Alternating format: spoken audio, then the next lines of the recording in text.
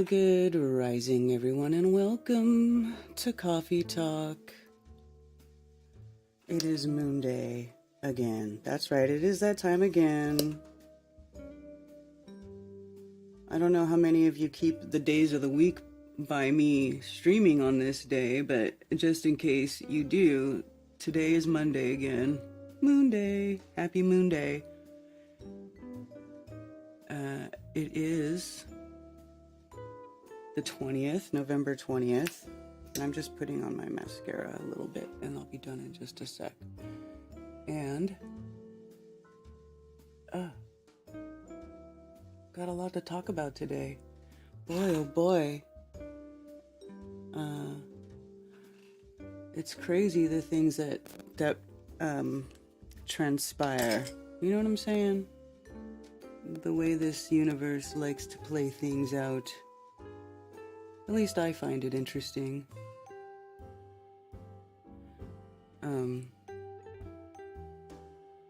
How's everybody doing today? This fine day. One sec. Anyway, what's the, let me check the, 52% now, heading towards the full moon phase. We are waxing.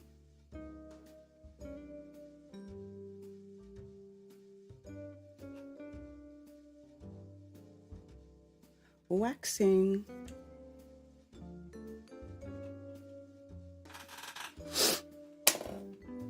All right. Done with that. Sorry. Me mellow. Hello to you fine people over there on Rockfin, Tony Coriolis, Scott Hunter, Psyop within a Psyop, Carrie. Hello, you lovely people. And Matrix 6 on Rumble. I do stream on Rumble. I stream all kinds of places now, you guys. So just in case, I just want to remind everybody watching me on YouTube, because that's always where the majority of the viewers are.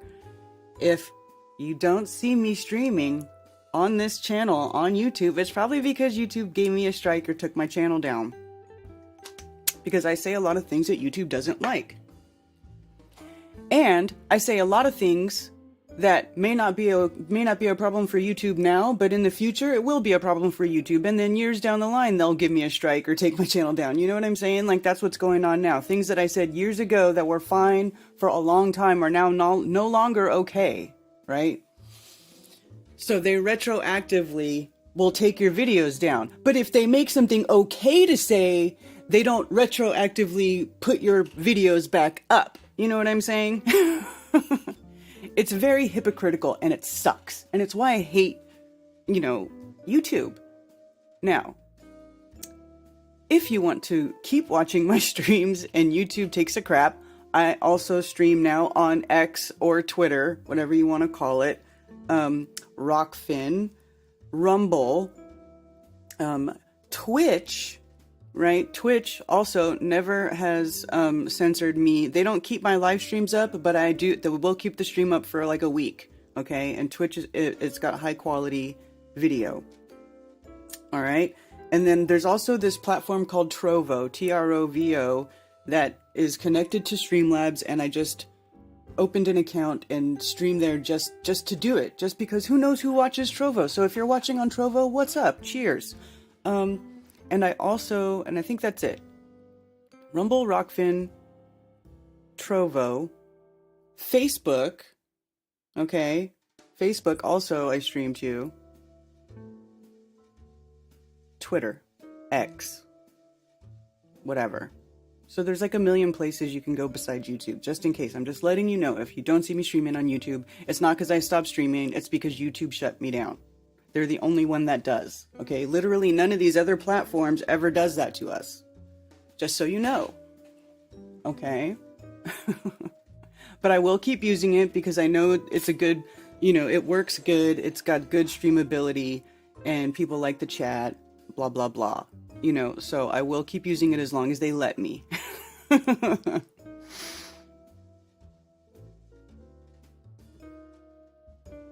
So, what's up on YouTube? Anson Howard, hey, Danny Smith, It's only November, but this show feels like an early Christmas present. Love you, Karen. Hope life rewards you for your hard work. Well, thank you, Danny Smith. Appreciate that. Three Fingers, Zulu 1, Matrix 1, Jameson Kimbrell, Benny Boy, Valley Parks, What's Up Lady, Effie Nation, Truth and Justice, and Sabah Noor, Alpine Endeavor, Chicago Artist, Benny Boy, Spicy Sarah. Hi, Spicy Sarah. Carrie Musgrave. Hello, Carrie. Sue Finelli. Effie Nation. The Mandy Effect. Upskill Ski. Oopskill Ski. Oopskill Ski. Don't mind Flat Earthers. Yeah, but they, you know, we get buried. My channel gets buried. Can I just tell you guys that my channel, people keep getting unsubscribed from my channel. Every time I log into YouTube and I look at my subscriber count, it's like goes up and down, but it's negative. It's like always negative. They're constantly unsubscribing people from my channel. And I've had a lot of people tell me that they've been unsubscribed from my channel. So, you know, sub and bell, like the stream, help me out. I never ask people to do that. I never remind people to do that because I really don't care. But YouTube buries me. They bury me. So, whatever. Maybe I just suck. It gives a dedicated troll accounts like FTFE, Simon Dan, Mr. Sensible. Yeah, right, exactly. Yeah. So anyway, shout out to anybody watching on X too. This is a call-in show if anybody wants to call in. I have to hook up to my phone line though, so hold on one second and I will open my phones. The number to call in is 848-222-2480.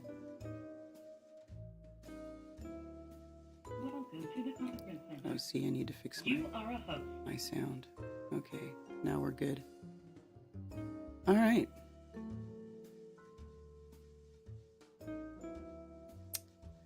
So yeah, 848-222-2480 if anybody wants to call in.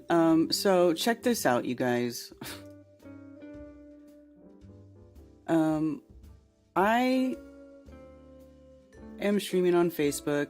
Facebook has become like, I really am so over Facebook. The conspiratardedness on Facebook is extremely frustrating. Extremely frustrating. You know what?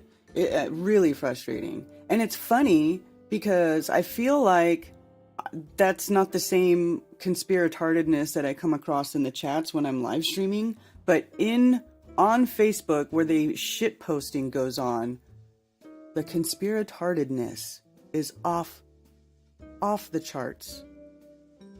Off of the charts. I mean, and here's what really gets me.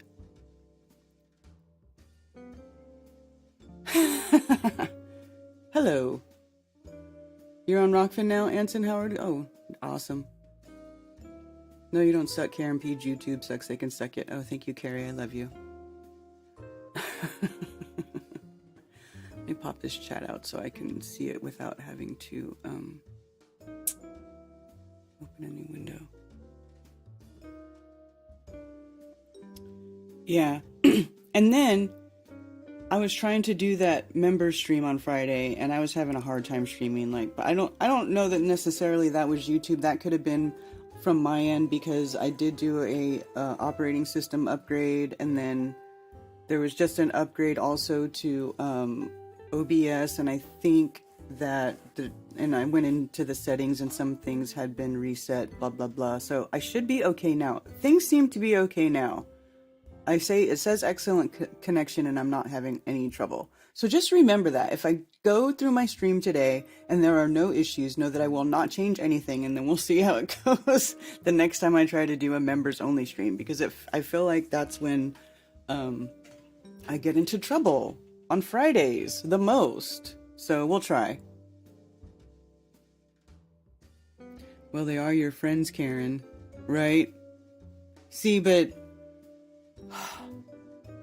Facebook friends is not the same as friends in real life. Now, I guess they can both be friends, but not all friends in real life are Facebook friends, and not all Facebook friends are friends in real life, right? So there's definitely a difference there. Some people are both, but not everybody. Like you, NDB, you would be someone who is both, right? Because I have met you in real life multiple times, and, you know, I know that you're a real person, and you're not a douchebag. You just like to drink a lot of tequila. So, you know, that's different. But then there's people that you don't know, who you never talk to in real life, and they don't even use their real name, and they go around posting a bunch of garbage as if it's true, and then all these other people like get suckered into it and start believing it, and they have no like independent thought. Nobody's even questioning, you know, they just think because a flat earther told them, or somebody who's a self-proclaimed truther told them something, that it is the truth. Well, no the fuck it isn't. And stop calling yourself a truther. You're not a truther. You're a fantasy peddler. You know, you're a bullshitter. You're a professional bullshitter. You know, I don't even call myself that. I would like to be, you know, I consider myself a truth seeker, but not everything that comes out of my mouth is truth. Everybody should question everything that comes out of my mouth. And not at no point should you ever believe everything that I say. You should look into it and come to your own conclusions. Now, whatever conclusion you come to, you might disagree with the conclusion that I came to, and that's fine. You know?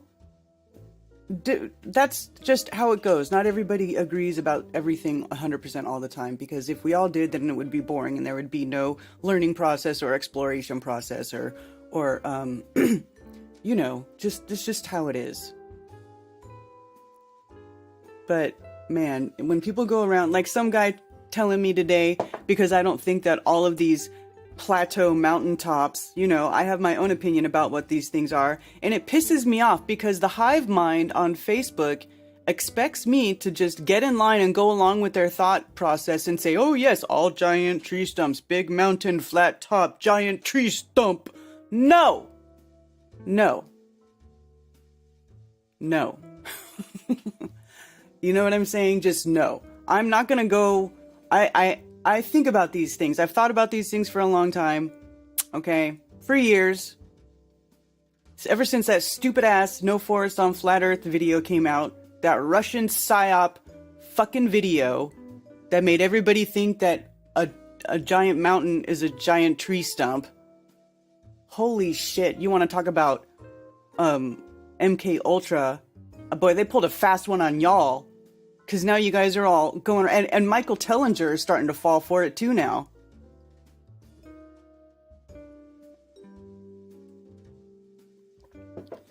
And I saw him start posting this stuff on Facebook, right? I follow Michael Tellinger, so let's just bring up this bullshit. Because I want to get in before any of these giant tree people, whatever, fantasists, and meltology people.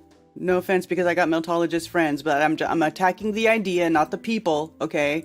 But in before any of these people who push these ideas go, oh, well, because Michael Tellinger, he's saying these are tree stumps. I bet you think it's real now, Karen, don't you? No, I don't. I think he's wrong too, okay? I think he, unfortunately, fell for the same BS that you guys fell for. Belief system. Because that's all it is. Because there is absolutely no evidence and no proof and nothing to say that these things are giant tree stumps other than a visual similarity that people have made, right? And a visual similarity does not make something the other thing, because there are a lot of things in this world that look like something else, but they are another thing, right? Why? Because everything is made of the same building blocks, because everything is made of the same basic building blocks in this realm, and everything is subject to the same physical forces. Everything follows the golden ratio, the phi, right? The golden ratio, 1.618, okay? Everything's built of the same platonic solids, the same minerals, which have basic building blocks that I have shown over and over and over again. We know how these things work. We can put our hands on these things. We can examine them, play with them, do experiments with them touch them, okay? This is not like fantasy Spaceballs in space where everything is, imagine this, imagine that, imagine this, because you can't go there and you can't touch those things and you can't test those things. But we can do that with the minerals, with the earth, with the things that are here on earth. We can and we do. And there are things that we know about how this place is and what things are made of, and their refractive indexes and their properties and their melting points and their freezing points and how they react with other minerals. Like, we know because that's what alchemy is, you know? Like, you can't just dismiss all of this stuff, okay, which is all based upon what matter is and what minerals are here and how they work in this realm and how they react to the forces in this realm, which we all are subject to, the forces, the same physical forces and everything that drives this place, right? We're all in the same place. So what are you thinking? I was going to open a webpage and I forgot because I started ranting. It's in the redacted Bible. No, it isn't. No, I'm not a giant denier.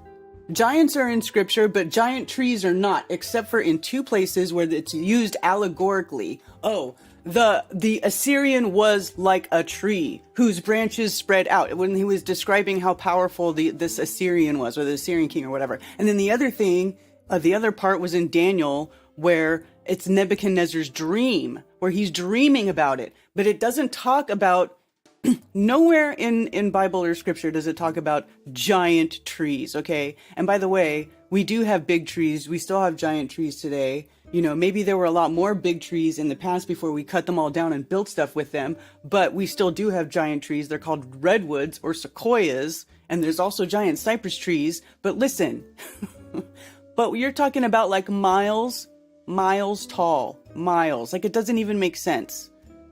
It doesn't even make sense. You guys, it tells me that nobody is thinking about this in like physical, in the physical reality, or in the concept of how things work in this realm, and like pressure mediation, and how there's extremely low pressure way at the top, and the temperature change, and like it's not conducive to life. So why would the tops of a tree be all the way up there? Oh, and then they go, oh, well, that's because it was different back then. There was a vapor canopy. Well, I don't want to hear this vapor canopy bullshit, because you guys know where the vapor canopy theory comes from? It comes from globalists who think that Earth is a ball in space, and they theorize that at one time Earth had ice rings like Saturn, and that at some point in the history of Earth, the ice rings fell to Earth and created a vapor canopy. I mean, you guys, why does everybody keep looking for this like great fantasy story? They keep looking for like some like thing that just produces more questions than answers, and it just doesn't even make sense in the way the realm works. Like, it just doesn't even make sense. Who would have cut down the trees to make it, like, give that flat top? Like, now you're saying you would have to have Titan-sized people, not just giants, because giants are talked about, but we're talking about like miles, like an unfathomable size. And that's when I start to go, okay, you know what? That's ridiculous. That's ridiculous. There's no evidence of that. There's other ways that these could have been formed, and everybody's ignoring that. Everybody's ignoring what it says in the very beginning about creation. Nobody even thinks about it or talks about it. Yeah, I've seen Avatar, but that's also a globalist movie. That giant tree is on a ball in space. Remember that? Where you had to go into cryo freeze and then go on space travel to go get to the planet in another galaxy or whatever that has the giant tree. So, I mean, like, I know I've seen the movie, but that movie proves nothing. It's a movie, it's fantasy. I'm a proponent of the asshole canopy. Why is it? Huh? Yeah. I mean, unless somebody has a better explanation of what they think about the vapor canopy and how that could even be possible in a geocentric enclosed realm situation, that I mean, I thought we all kind of came to the conclusion that we were in, but I guess not. Everybody's gonna kind of get a teeter totter back. Now we're on a ball in space again. Maybe it could be both. Oh, it's a simulation. Oh, you know what I'm saying? Like, to me, all of this stuff is just because everybody is just so eager to. They don't want to come to the conclusion that there is a creator who created this place, this whole entire realm, and that we are part of that. We were created too, and that there is, something bigger than them, and that they are going to be held responsible for their actions in this life or another. You don't just get to go around and be a giant piece of shit and go, oh, well, it doesn't matter because it's all a simulation anyway, and then when I die, my program gets deleted. It means nothing. Okay, well, that's bullshit. Okay? So, I mean, that's as far as I'm concerned. And I don't care if you want to call it Yehovah or Buddha or Odin or whatever, whatever you want to think of the creator as, okay? Because I'm not even trying to put my label of that, I don't, and any idea that we put on the creator, like, are any of us right? I don't know, but I just know that there is a creator that made this place and us, and that we are ultimately held karmically and dharmically for our actions, because karma and dharma are two different things, right? Because there's an ebb and a flow. It's like the hermetic principles, right? The 7 hermetic principles of the universe. That's why I put him in the opening for unveiling this realm, because that resonates with me, right? There is an ebb and a flow. There is a give and a receive. All opposites are reconciled. There is a masculine and a feminine quality to everything, and you need both sides, right, to create that balance. And so, whatever you want to call the creator or the creation, you're supposed to live in balance with it. And you're not supposed to, try to control other people or control someone else's or take away others' free will. Anyway, maybe I'm getting too deep. Is it too early for that?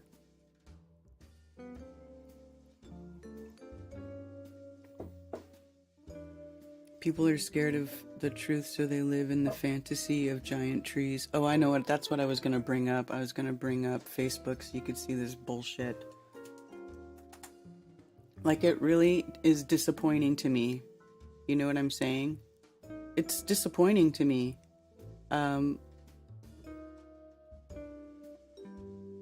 Because, when you think, it's like just when you think somebody is a critical thinker, and they have good discernment, and then something like this happens. I mean, and I'm not saying I'm like the ultimate arbiter of truth, I could be wrong, but there's nothing behind it. There's no proof for it. There's no science.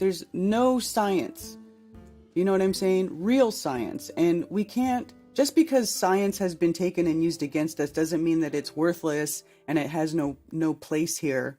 You know what I'm saying? Like, you can't just ignore everything. The truth has been so interwoven with lies that we have to slowly and meticulously peel them apart and find the good stuff that has been tainted by the bad stuff and pull it out and put it back together in a cohesive manner that will help us move forward and get out from under the tyrannical rule of these shitheads who keep lying to us.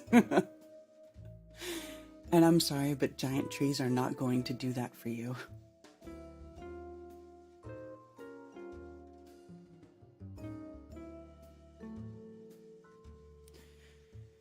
So anyway,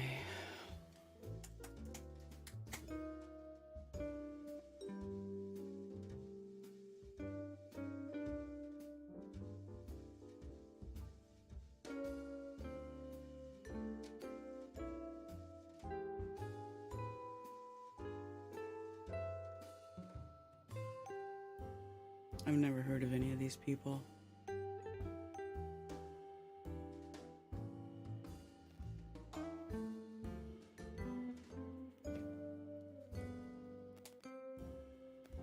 True world history, huh? Uncover your ancient origins and rewrite the history books with a globe.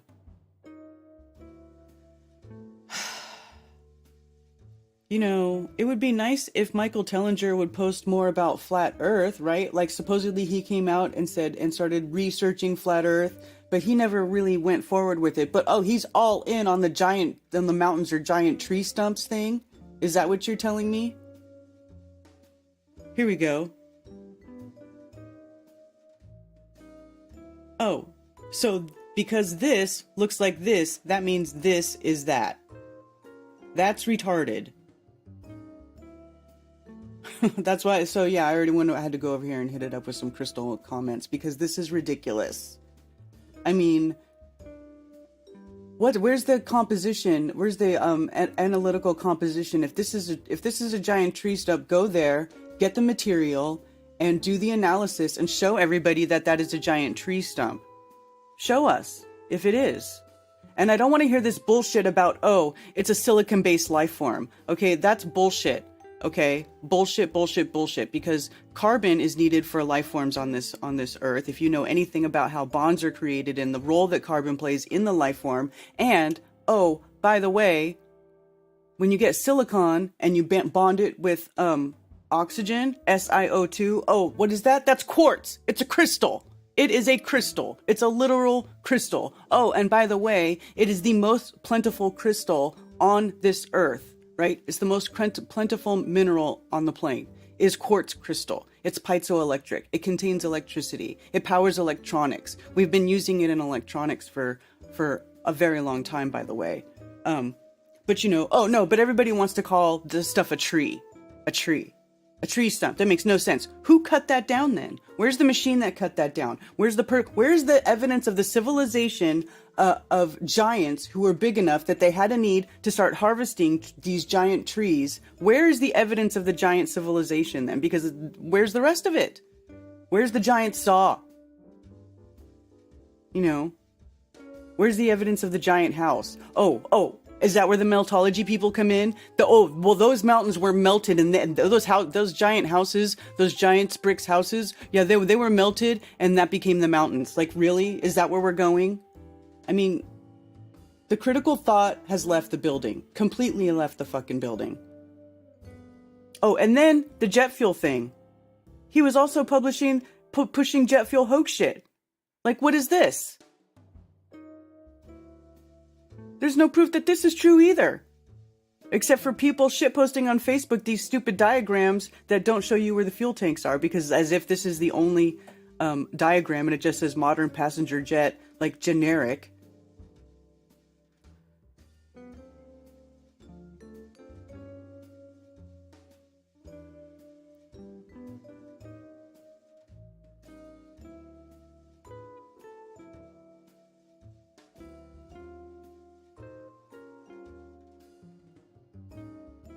I'd like to subscribe to some of the community. Could I borrow a wrench, please? I'll give it back when done. What do you mean?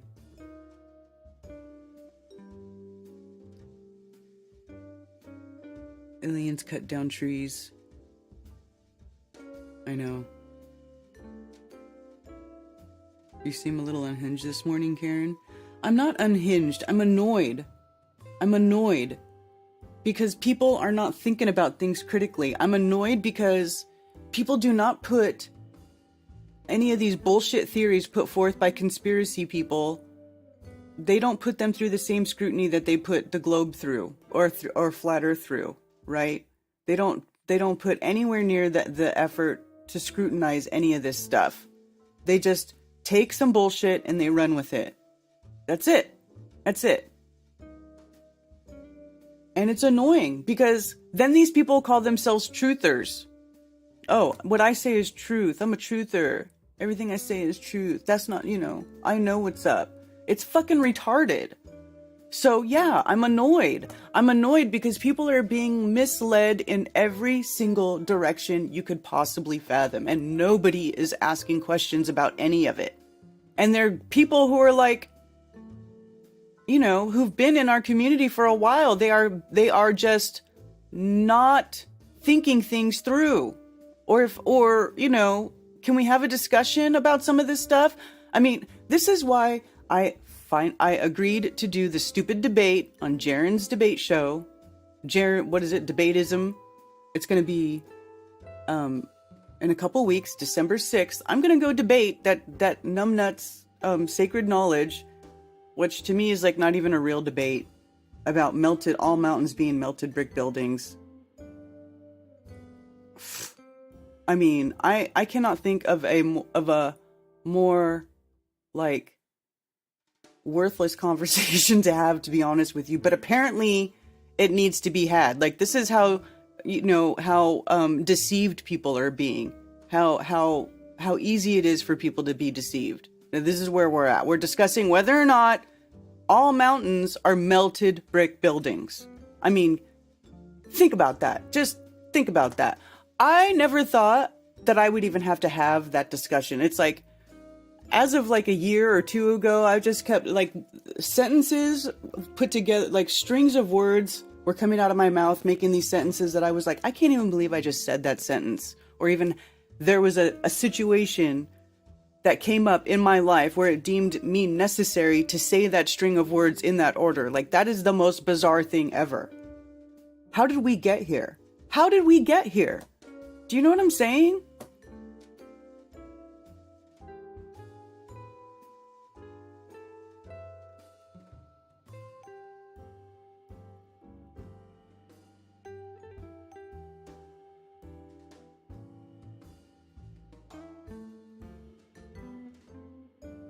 Well, but you're not gonna mess with stuff, are you? Who are you trying to sub to? Jet A1 is real, filled many of that strong shit. Truman Burbank. Exactly! This is what I'm saying.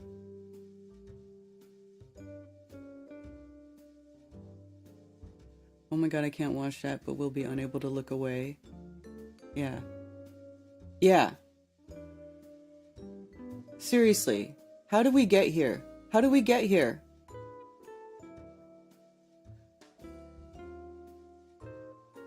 I'm a miner. We mine some of our mountains where I am, right?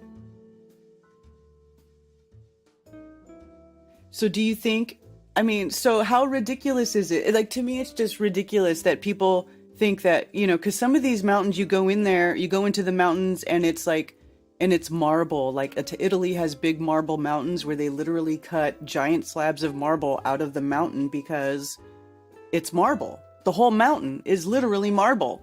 I'm sorry, but you melt heads, go take some bricks, put them in a kiln and melt the ever-loving shit out of them until they turn into marble, and then I'll believe what you say. You know what I'm saying? Or how about the mountains of like labradorite or sodalite or malachite or anything, any of these big minerals where you get granite, right?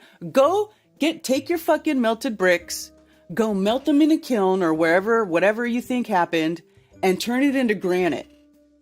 Just one. How about one brick? Turn one brick into something other than a brick through your meltification process.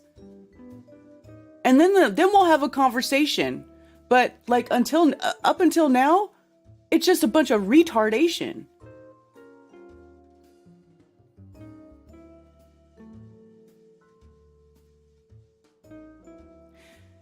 Ancient race of white giants described in Native American legend.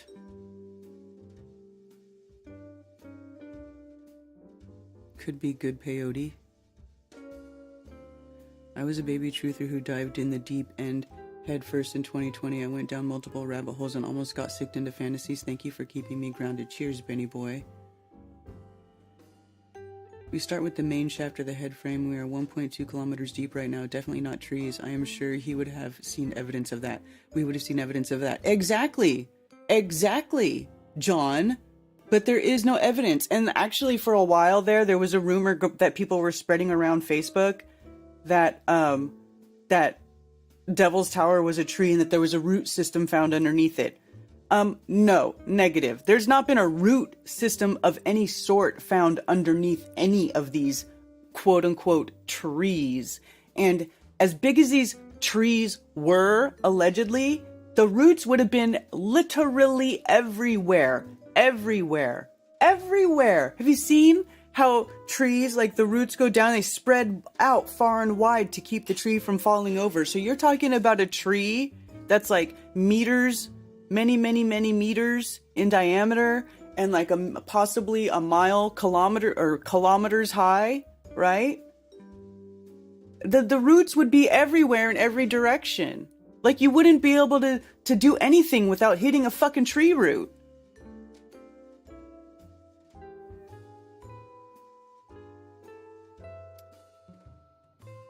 I'll take this brick story for granted. Karen doesn't know me and I can't blame her.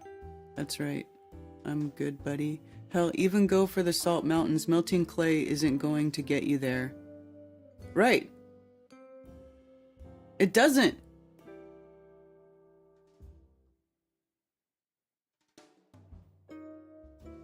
Mine are logged around here, terraformed.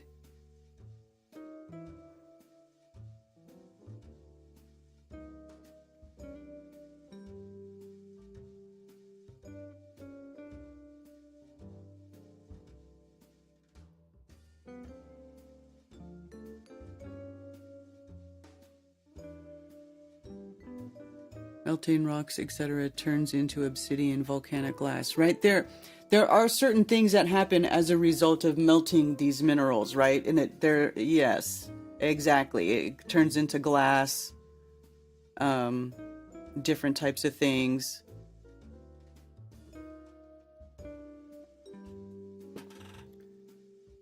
Since we're going for it today, we shall also discuss all celebs are Baphomet worshipping inverts. Oh God.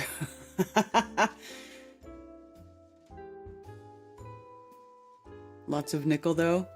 Metallurgy and transformation temperatures are important knowledge for this. Yes, Valley Parks. That's what I'm saying.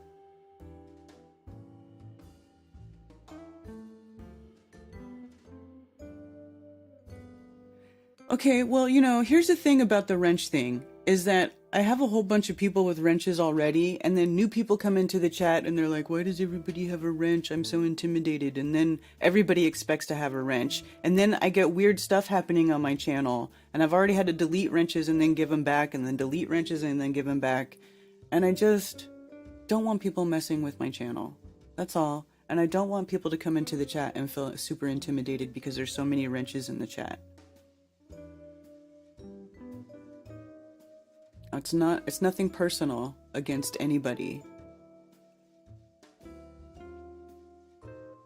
People like to draw conclusions. I'm fine with having ideas and looking at evidence, but these assertions people make are ridiculous, even in flat earth. I know, that's what I'm saying. And then here's the thing. I see people in his comment section who are like, dude, what are you doing talking about this stuff? This is ridiculous, right? And then people are in here like, this is flat earth stuff. This is because you're talking to flat earthers. And it's not, right? Because not all of us are believing all this stuff. Like, I'm not into this. I don't believe the jet fuel hoax, and I don't believe that all mountains are melted brick buildings, and I don't believe that mountains are tree stumps either. I think mountains are just mountains.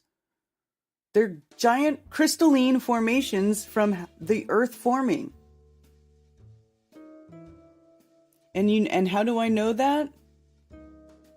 Because we live in a fractal universe, and there's plenty of crystals that grow in such a way that they have flat terminations on top. It's tourmaline is one of them. Corundum is another one. There's many, many crystals. I mean, they all have straight lines. They grow just like this, and they give us these angles and these flat terminations. Look at this one's even almost got like a hexagonal shape too. It looks like a big giant hexagonal tourmaline crystal. Now, is this made of tourmaline? No, but the crystal system that was dominant in this particular area when it was formed caused it to grow in that fashion, because that is how crystals in this realm works, the fractality of this realm, right? Building a narrative.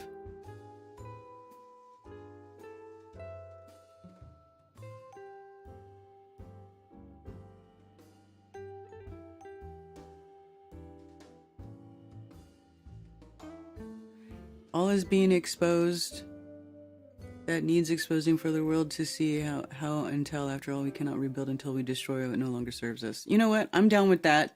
But I'm going to, I am not going to get on board with this stuff because I just don't, it doesn't make sense to me. I don't see any evidence for it. And I find that, and I feel that there are other feasible explanations for how these things form. So I'm just going to stay on that course. That's where I'm at with this.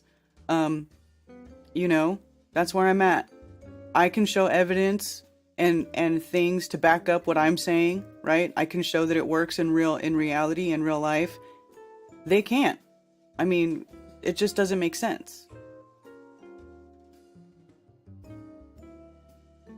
Who's picking on you, Cammy?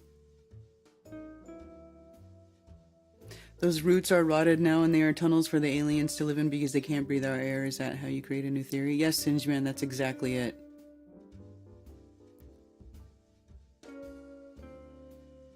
It's both. Some are petrified giants, both humans and beast. Yeah. I don't think so, because when we go into these mountains, we're not getting bones. We get dirt, rocks, crystals even. Sometimes water. Sometimes it's hollow inside. Caverns, caves, which is also part of crystalline formation, like geodes, etc. In hydro. Research it. Research it. It's how minerals work. It's how this realm works. Hi, Patricia.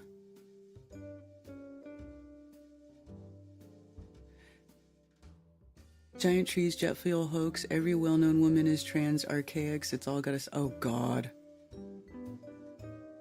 Thank you, Patricia. I hate that guy, by the way. That guy makes me sick.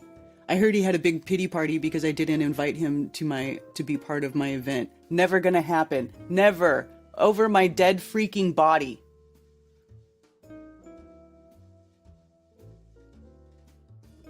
I don't associate with demons anymore.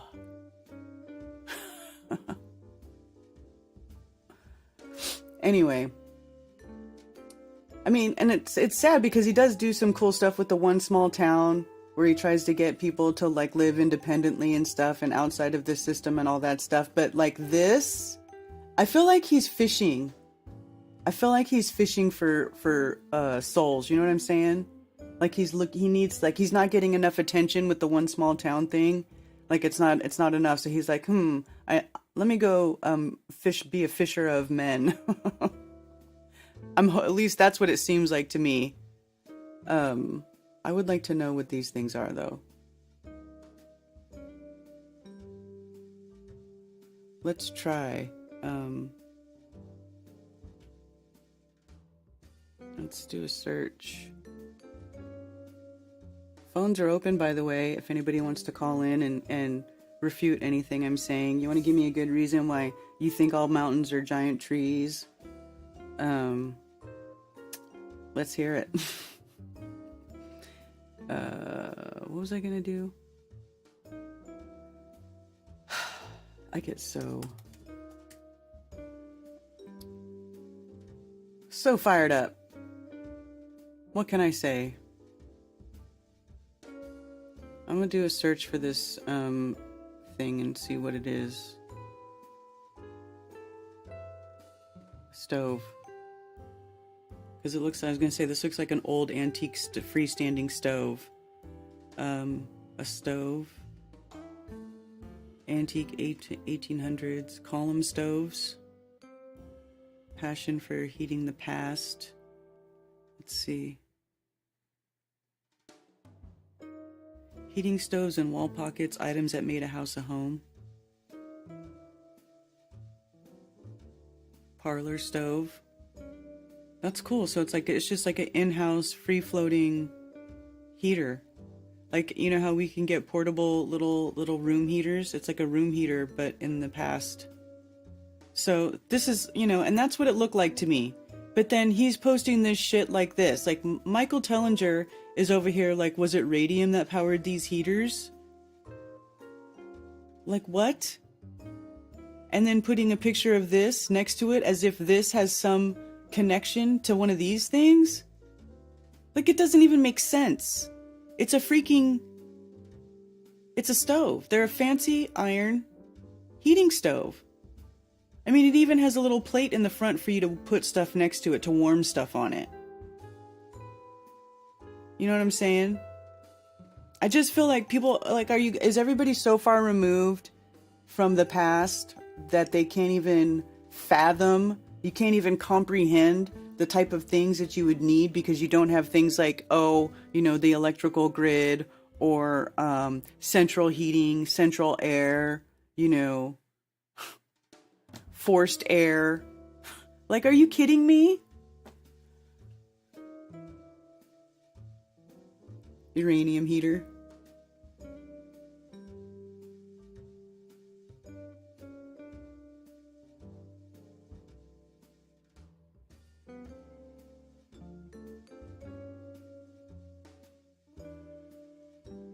Space miner. You know what? Channels can be very hard to find by searching.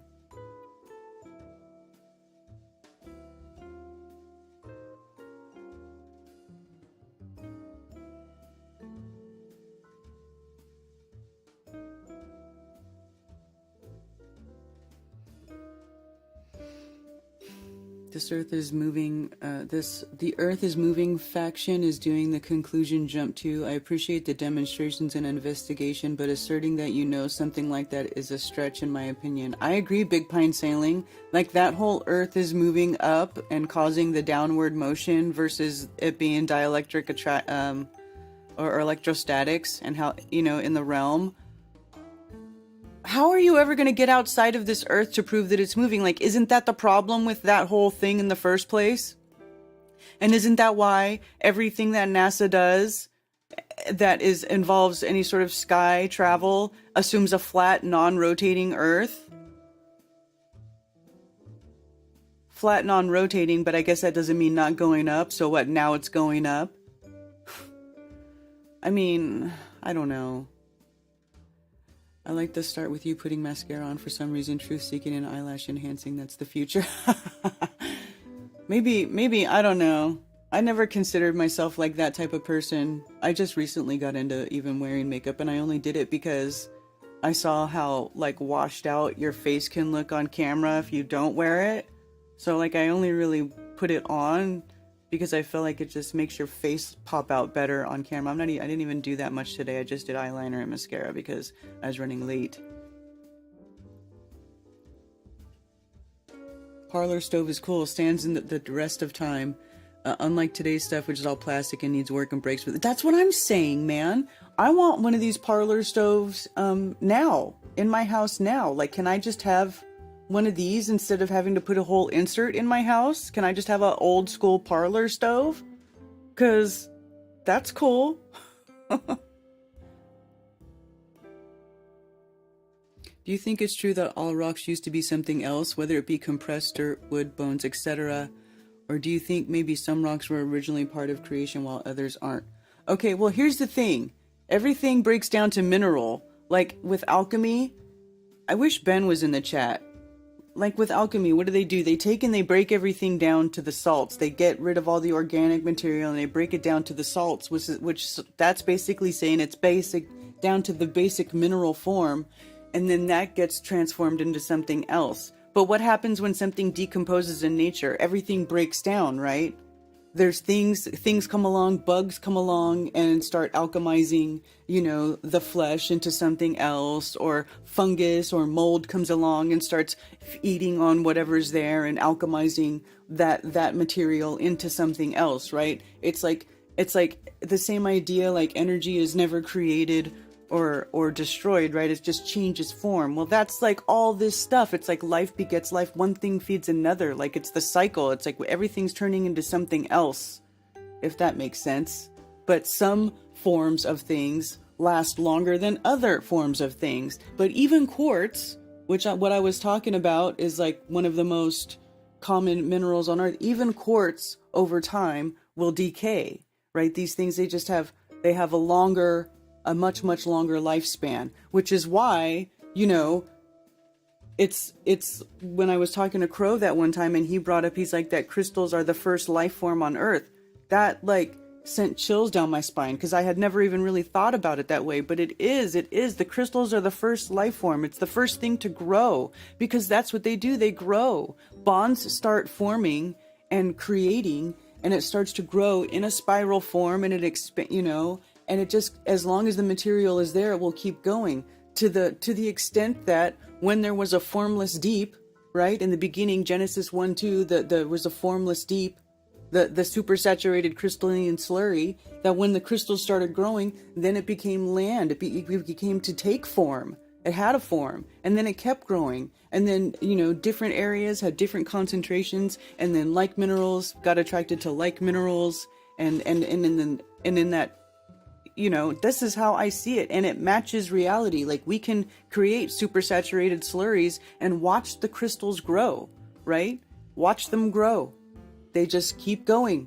It's like salt. When you put salt and you dissolve it into the water until there is no more, until you can't any longer, it's super saturated. The water can no longer accept any more salt. It can no longer dissolve it. And then you have that little pile of teeny tiny little itty bitty salt crystals at the bottom. And then you don't touch it, walk away, and then the water evaporates off. And as the water evaporates off, those crystals, those salts start getting pushed closer together, and then they form bonds, and then they grow, and it grows a crystal. Like, it's amazing. It's amazing. That's how life forms. That tells you that everything really is alive. The whole earth is alive, and it's always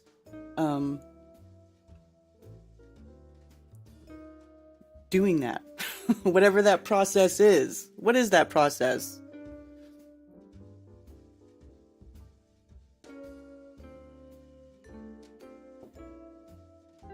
They had wood back then.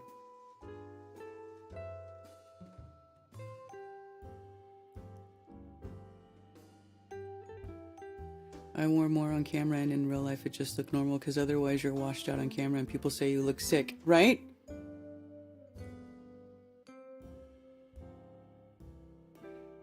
Hoodies from San Diego.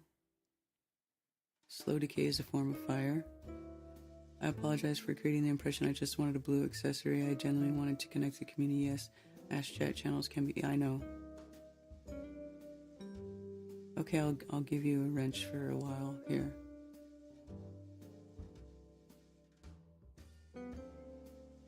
But if I see you doing fishy stuff, I'm gonna put a curse on you. I'm just kidding. Crystallization, right? That's all it was. That's what the creation was. It was the crystallization and the formation of matter, the foundation upon which all life happens. Our life happens.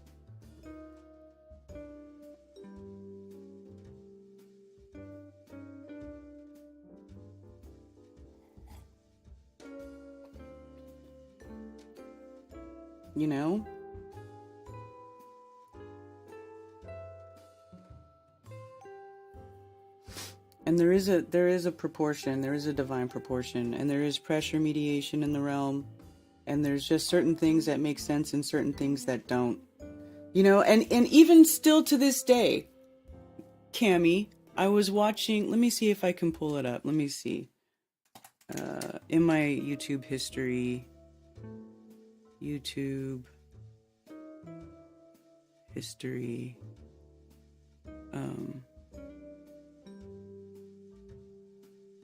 this right here, something weird happens when you keep squeezing. I put this in the Glowbusters tech chat because I wanted you guys to watch it because of what they say, right? They're talking about like compressing water and creating like a new phase, a new thing that they don't understand and blah, blah, blah.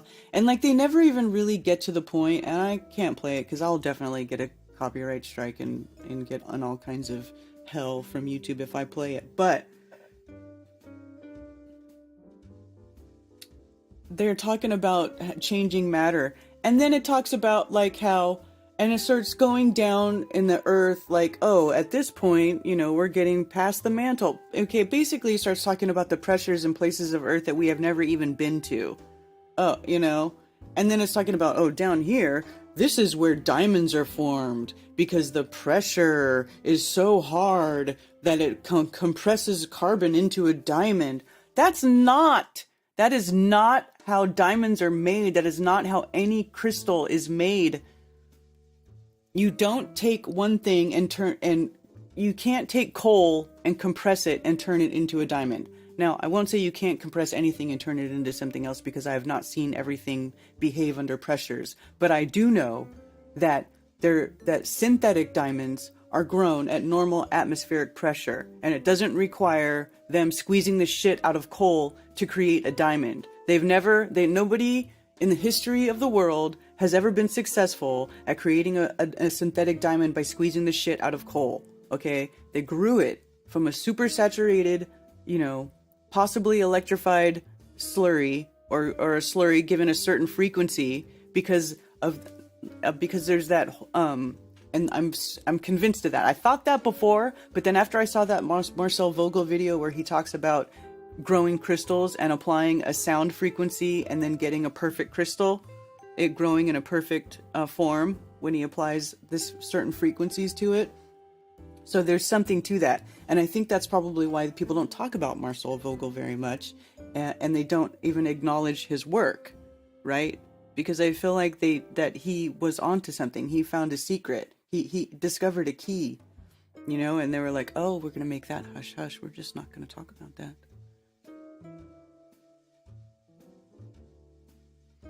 I seen an old video the other day with black hair. Yeah. Because I used to dye my hair, and I stopped dyeing my hair a couple years ago, and it was the best thing I ever did, because I hated having to deal with dyeing my hair, and then 2 days later, you have this gray thing going on. Your roots start showing immediately. I mean, look how much gray hair I have. That's a lot of roots. That's a lot of root touch-up. So, I stopped doing that.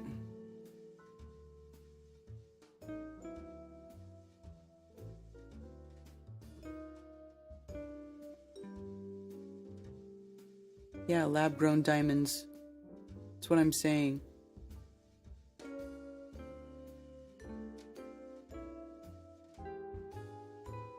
You can't, it's just like evolution, you can't squeeze a cat and voila, you get a dog. No shit. It's so funny. But I saw Superman squeeze coal into a diamond. Right, Scooter? More globalist programming. Yeah, I also saw Superman fly backwards around the globe and turn back time.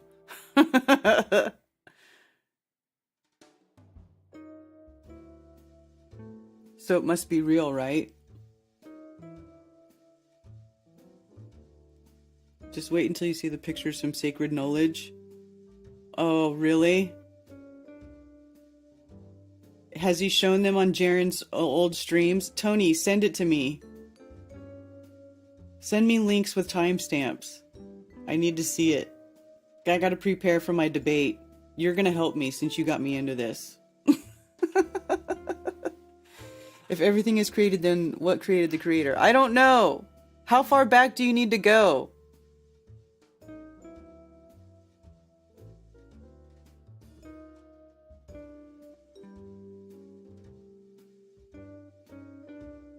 The dome? You want to talk about the dome? I think okay, first of all, I don't think the dome is dome-shaped. I think it's flat. I think the sky is flat. And whatever it is, it's definitely crystalline. A horse took out Superman. Thank you, John. A horse took out Superman.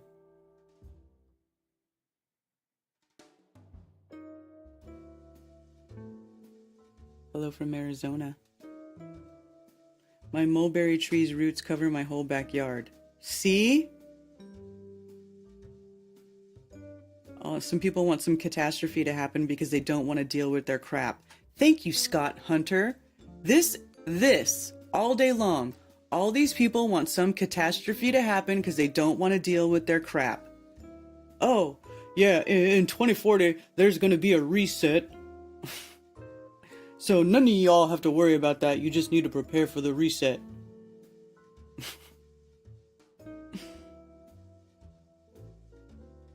and vapor canopy.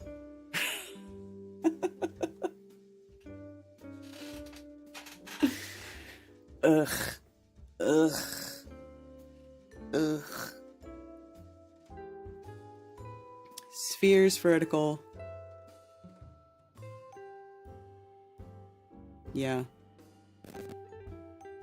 There are two main lab-grown diamond production methods: the high-pressure, high-temperature process and chemical vapor deposition.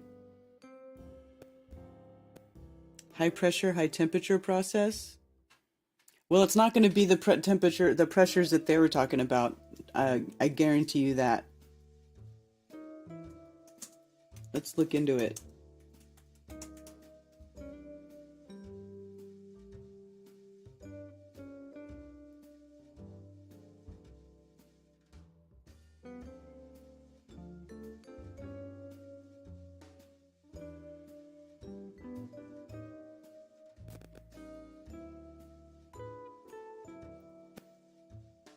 How?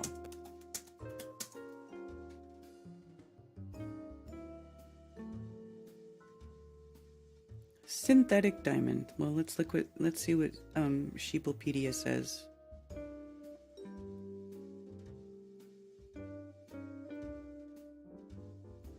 Lab-grown diamond, also laboratory-grown, laboratory-created, man-made, artisan-created, artificial, synthetic, or cultured diamond, is a diamond that is produced in a controlled technological process, in contrast to a naturally formed diamond, which is created through a geological process and obtained by mining.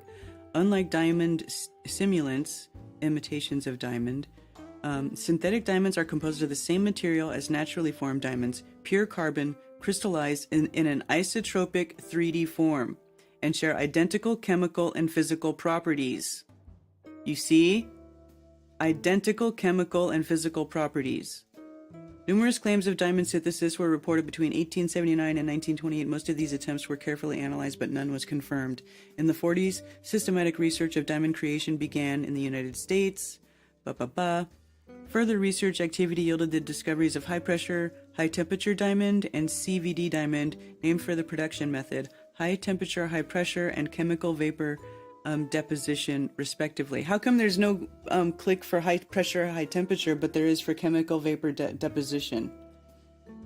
These two processes still dominate synthetic diamond production. A third method, in which nanometer-sized diamond grains are created in a detonation of carbon-containing explosives known as detonation synthesis, entered the market in the late 1990s. A fourth method, treating graphite with high-power ultrasound, has been demonstrated in the laboratory but currently has no commercial application. Well, Detonation nanodiamond, also known as ultra-dispersed diamond, is diamond that originates from a detonation when an oxygen-deficient explosive mixture of TNT/RDX is detonated in a closed chamber. Diamond particles with a diameter of 0.5 nanometers are formed. What? This is weird.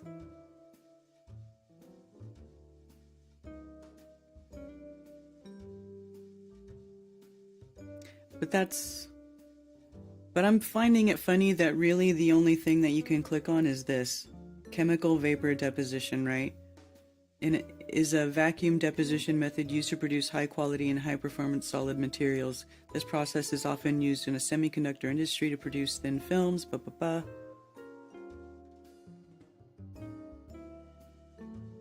The wafer substrate is exposed to one or more volatile precursors which react and or decompose on the substrate surface to produce the desired deposit.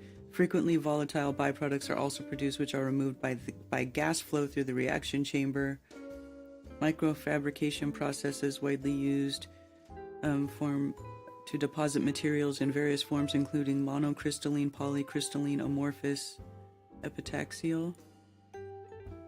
Epitaxial refers to a type of crystal growth and material deposition in which new crystalline layers are formed with one or more well-defined orientations with respect to the crystalline seed layer. The deposited crystalline film is called an epitaxial film or epitaxial layer. These materials include silicone, dioxide, carbide, nitride, oxide, So yeah, it's basically a thing where they grow crystals. atmospheric pressure, low pressure, ultra high vacuum, CVD at very low pressure.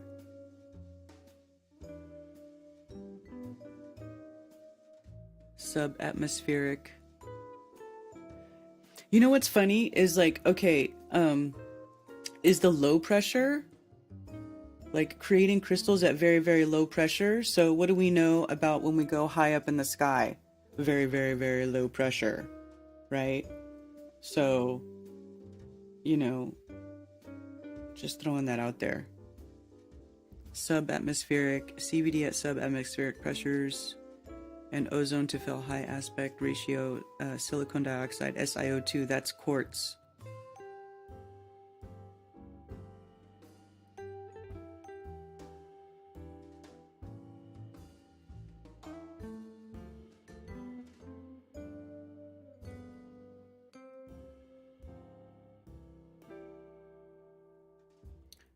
High pressure, high temperature diamond. Let's search that out.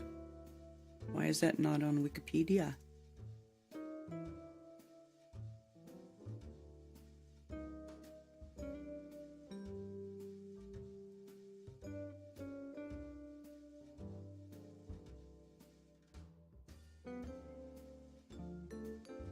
Is this muted?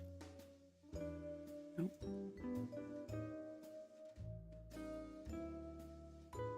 Hello, my name is James Shigley. I'm a Distinguished Research Fellow here at the Gemological Institute of America in Carlsbad.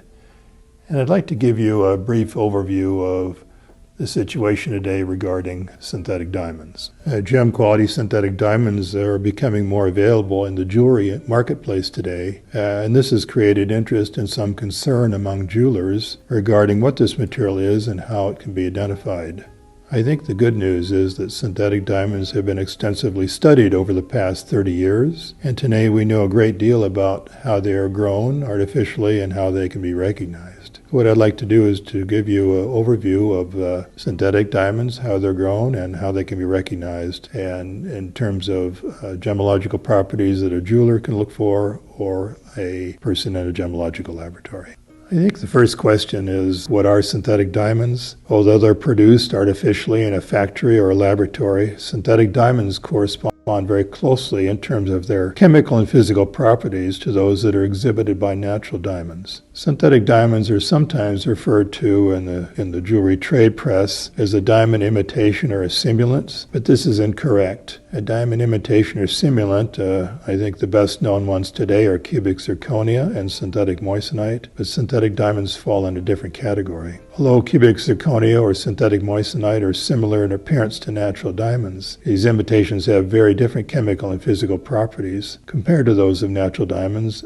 Okay, so right here, this is proof that because one thing looks like something doesn't mean it is that thing. So visual similarities are not enough to make a affirmative identification about any material, and that goes for everything. You know what I'm saying? So like when people are out here saying, oh, this mountain is a giant tree stump, they're just assigning different properties and different makeup to something without even looking at it, without examining it, without putting it in a lab, without doing anything except for looking at a picture. And I don't know why this is acceptable to so many people. Why is this so acceptable to so many people? Anyways, I digress. Which allow them to be readily identified by a trained gemologist using, for example, a thermal tester to detect cubic zirconia. However, synthetic diamonds cannot be detected by these simple methods, or at least the use of these simple testing instruments.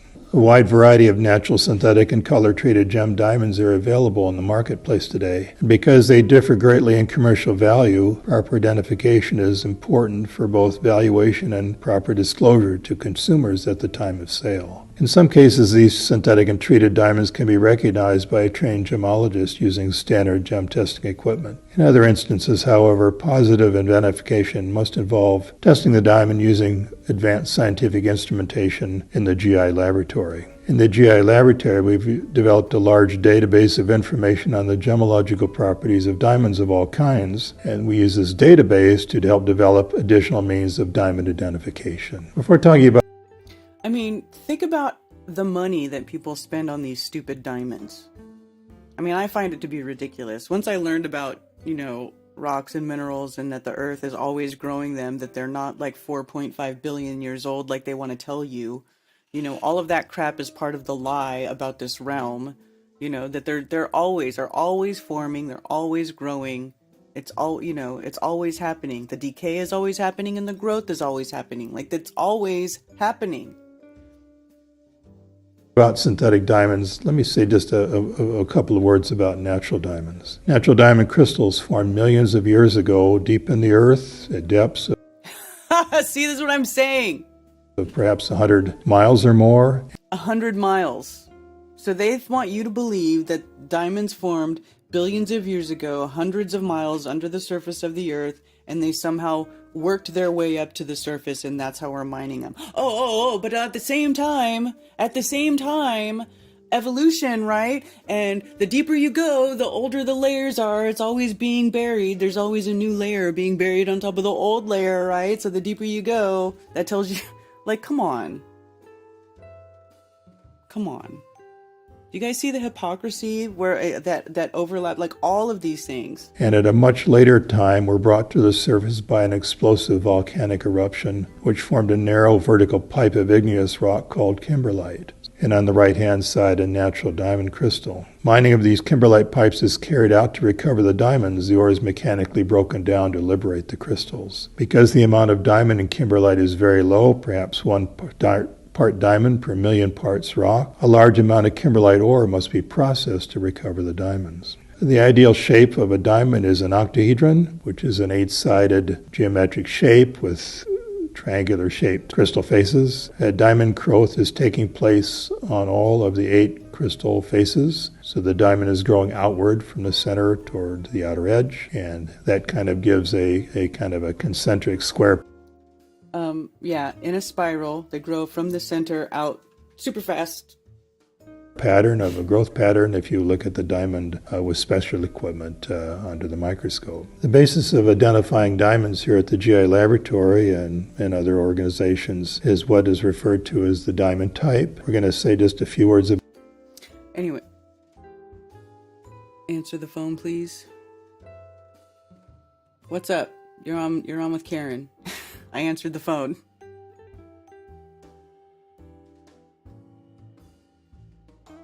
Hello. Hello. Hi, it's Valley Parks.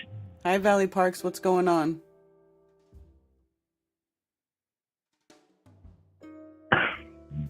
Well, I couldn't imagine where to start.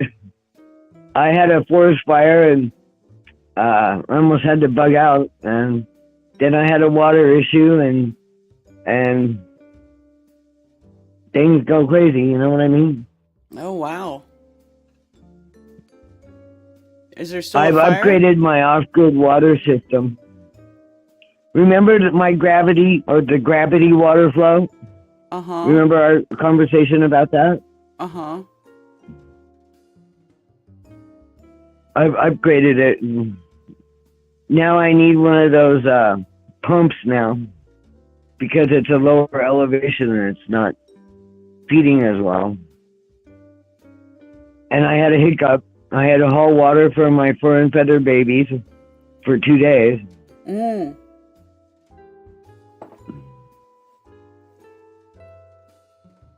I'm equipped. You're equipped? I have skills. I'm equipped and I have skills. Well, that's good. Did the fire get taken? Is that out now, or?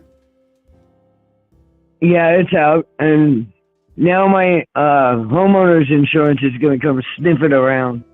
Isn't that great? Hmm. Well, Cancel my policy, right? well, you didn't claim anything, did you? Or you did? No. Oh. No, I didn't claim anything. It's like a half a mile away, one mountain over. Mm. And it was arson, pretty much. They had 3 fires in this neighborhood on the same day. Jeez.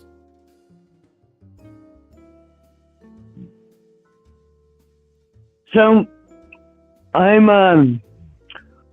was gonna go get a motel room when my water was hiccuping, and it was gonna be $280 for me and my dog. And I put my hands to the Lord, and I said, Lord, I'm gonna go turn on my shower. If I don't get a shower, I'm gonna spend that money. And I got a shower. So my prayers were answered. Well, that's good.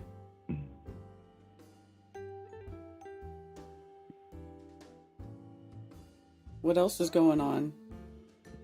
Is it better now? I'm assuming it's better now, right? Pardon me? Are you doing better now? Yes, Okay, good. That's good. I'm doing better. I made 13 beet soup with sausage in it, and it's cooking for my lunch today. Oh, nice. We need more cooking lessons, Karen B. Oh, yeah. Well, I don't know when I'll be doing another cooking stream because I don't have that computer in my kitchen anymore. I gave it to my son. Do it with your phone. Oh, maybe. I could do it with my phone. My husband was such an excellent chef that I can't compete with him, so I have to learn to do stuff on my own. You know what I mean? Mm-hmm. I can't cut everything perfect or cook everything perfect, but I could try. Mm-hmm. Yeah. I went for a trail ride on my side-by-side yesterday, and I saw one of those Bigfoot markers, except it wasn't quite one. I think it was just fallen trees. Remember the one I showed you before? Yes. The picture from before? Mm-hmm. It was like that, but it wasn't good enough. So I'm looking around, seeing what's going on.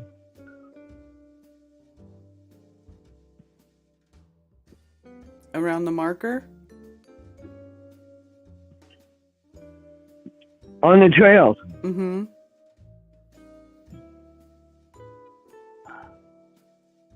Cool. So I got my 2-hour outing yesterday. Back to work, right? Mm-hmm.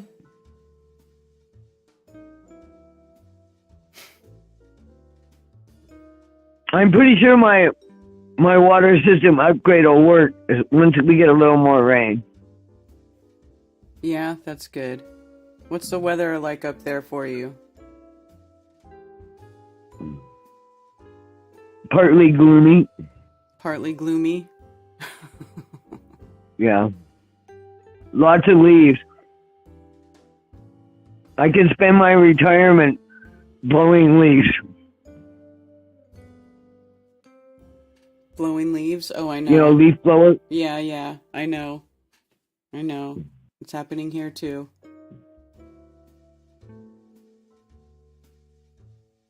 I'm thinking about throwing the leaf blower out my upstairs window to clear the roof. That would be a girl idea. Possibly. Yeah.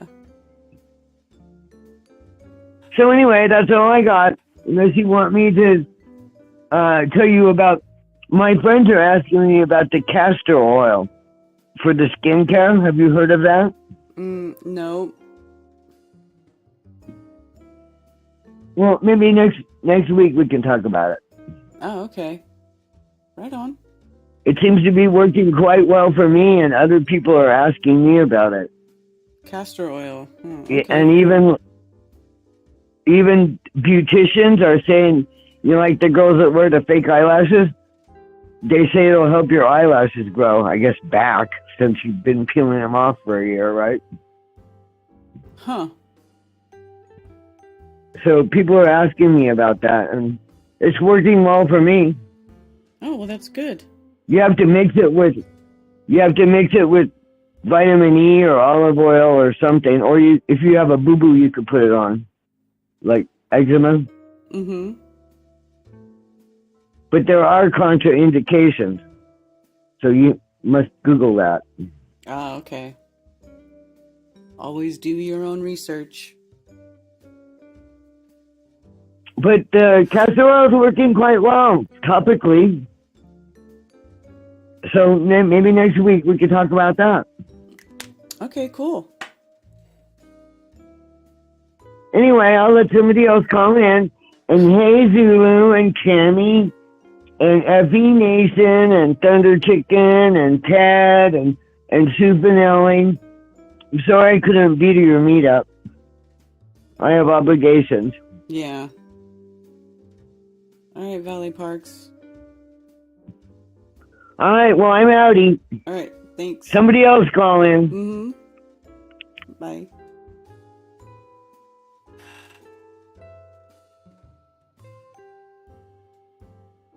I've been getting great feedback on my DMSO cannabis castor oil, says Thunder Chicken. That's cool.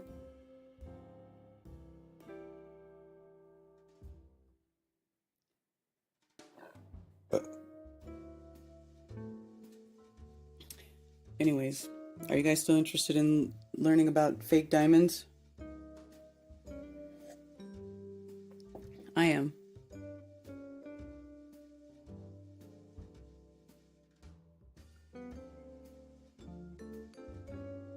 Although it looks like he might be just reading from what's here. See, here's the octahedron. Octahedron is, of course, one of the platonic solids. Right? Oh, natural diamond, look at. Typically form in rounded octahedral shapes caused by conditions deep within the earth or brought to the surface by volcanic eruptions that form kimberlite pipes. And the typical crystal shape of a natural gem diamond is an octahedron. Diamond growth takes place in the 8 different crystal faces. This part, I don't know about all that.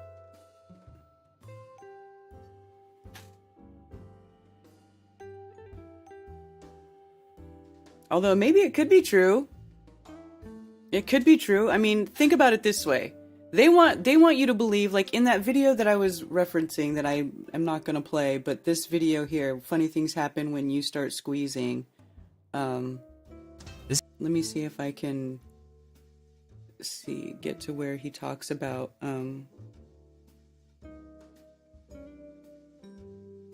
like he just keeps putting his little fake person in some deeper and deeper, like he's going towards the earth, and then this little thing up here is supposedly the pressure increasing. So here they're saying 10,000 atmospheres below the mantle. Like, we've never been this deep, right? We have never. This is where many diamonds form. See, carbon is squeezed into a tight crystal. Look at it. As we leave the crust, right, where rock starts to melt, this is where many diamonds form. Carbon is squeezed into a tight crystal. But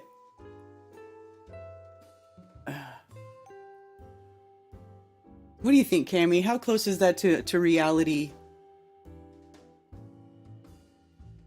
How diamonds could have actually formed? Because I feel like, yeah, shenanigans, right?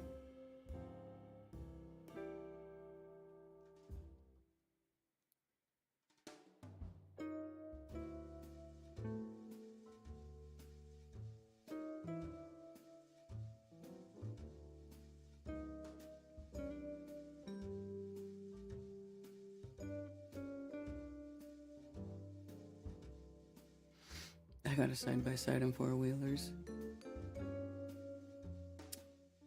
Thank you for calling Coffee Talk. You're on with Karen B. Hey, Karen B. Tony Coriolis.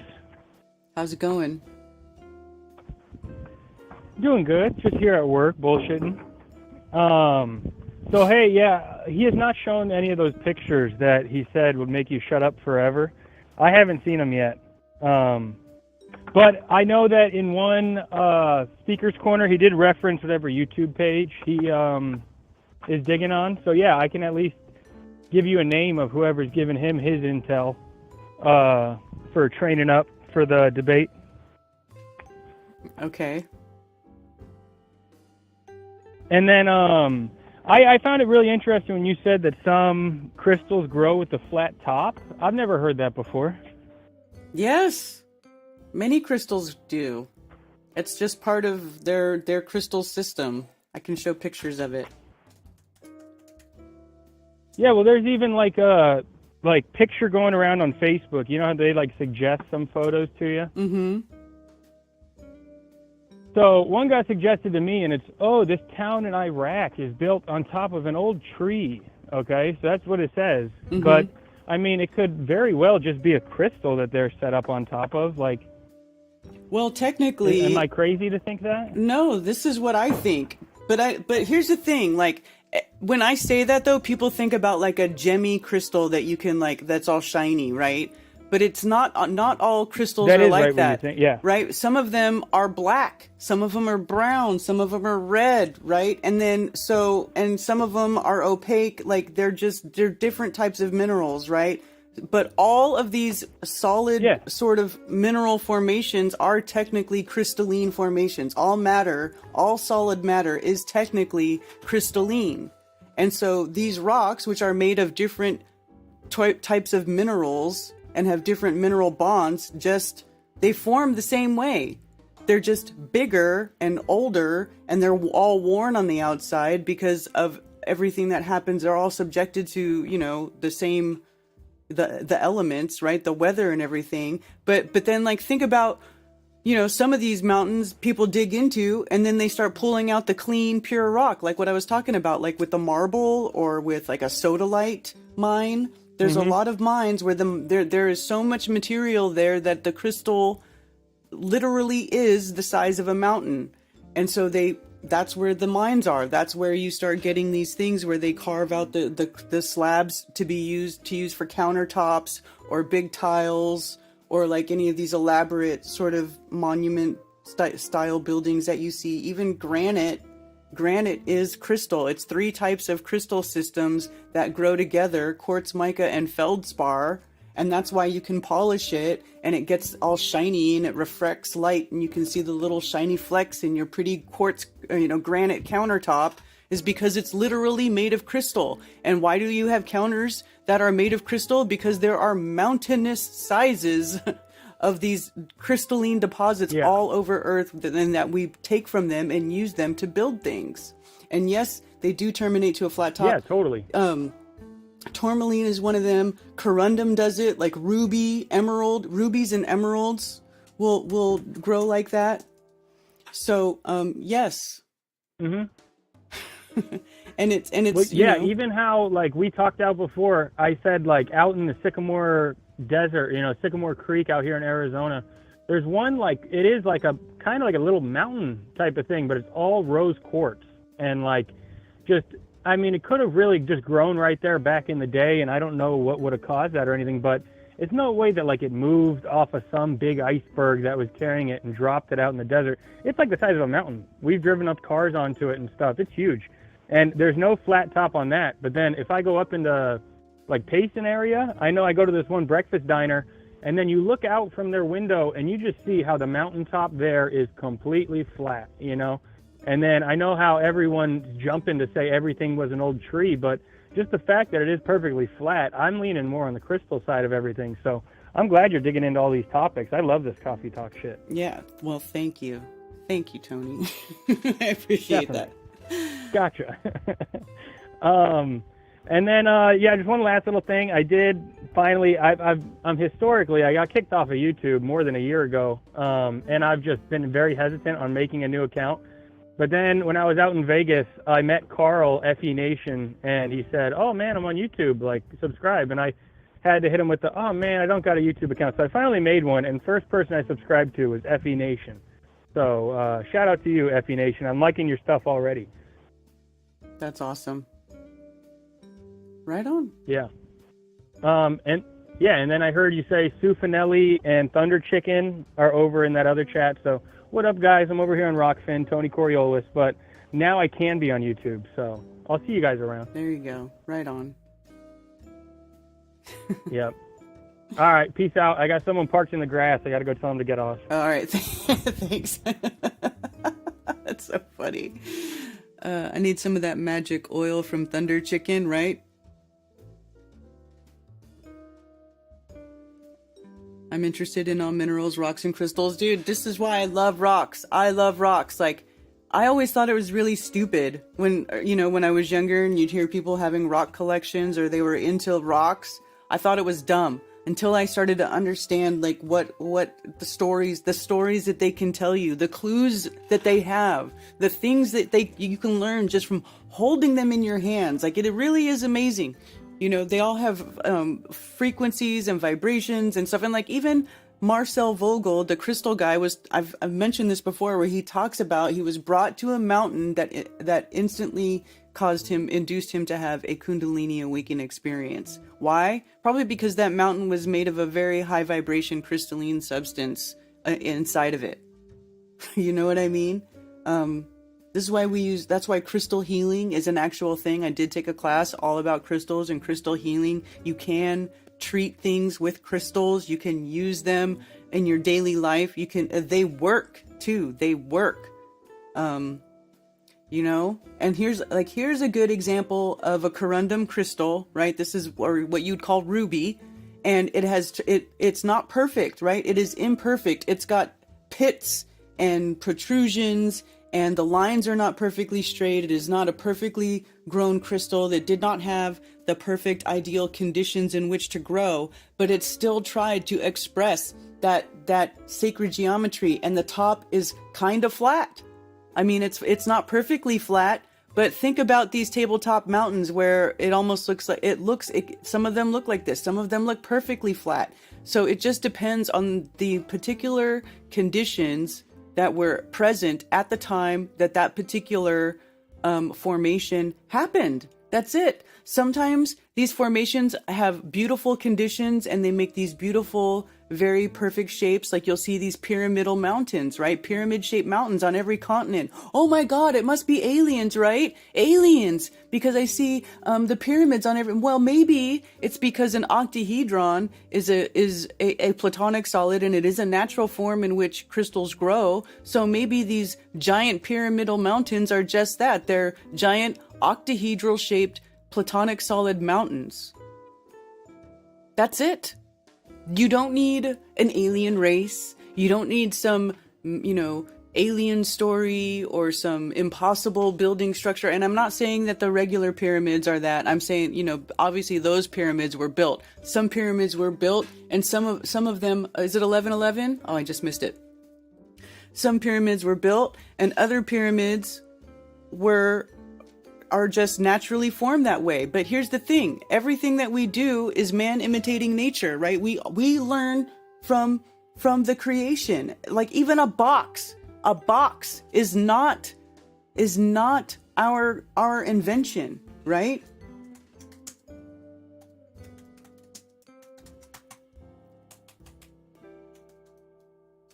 A box is not.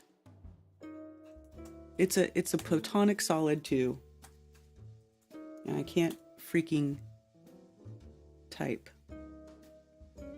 Right? Look at pyrite. Pyrite will grow in a natural cube shape. And you can buy one on eBay for $35. Right? But they just grow this way. This is a natural form. Somebody went and dug into a mountainside or a hill or went into a cave or something and found, look at them. Look at how, these are cool with the different irregular growths on them. I love the ones that are actual cubes, but I love the irregular growths too, because it shows you. Look, you can see here you've got one cube growing out of the side of another cube with another cube. Why? Because pyrite grows in that cube crystal form. This is from nature. Man didn't invent this shape. We didn't say, hey, this is a good shape to use. We learned from nature, everything. The octahedron, the pyramid shape, all of it is learned from nature. And some of it is perfect and some of it is imperfect. And that's that 0.618. That's that natural irregularity where irregularities form, where not everything is perfect. Some of it is imperfect. and then thereby being perfect in its imperfectness, creating the natural entropy of this realm with little hints of perfection right here and there, everywhere here and there, so that we can appreciate it. No, but everybody wants to make up stupid stories about it. Where does one buy fucked up crystals?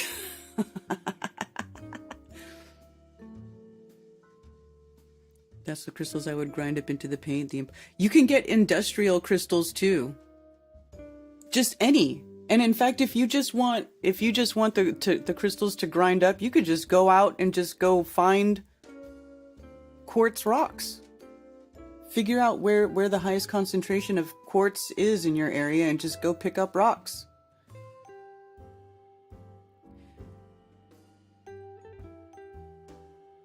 We never run out of anything. Growth markings are awe-inspiring. Seriously, it's all there. We just clumsily utilize it. Yeah.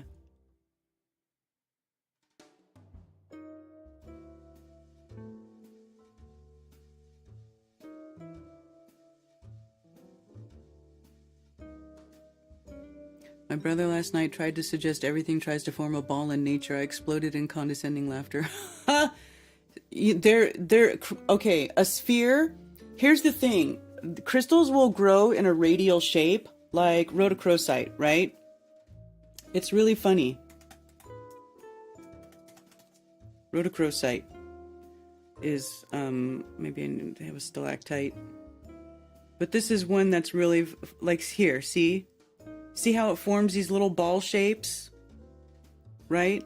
Also, wavelite is another one that does that. I actually have some wavelite. It's green. Wavelite is another crystal that grows in a radial form. You see this? But it's growing from the center out, right? And it's forming a circle. This is as close to a sphere as you're ever going to get in the crystal realm. Because at a microscopic level, there is no such thing as a crystal that forms a bond in a circular shape. The circular, that ball shape is not a natural form for minerals to grow in. They don't ever form. They'll grow radially, but they will not. But microscopically, there is no crystal. All the platonic solids are not crystals. Like, you'll get platonic solids. Like, I'll show you.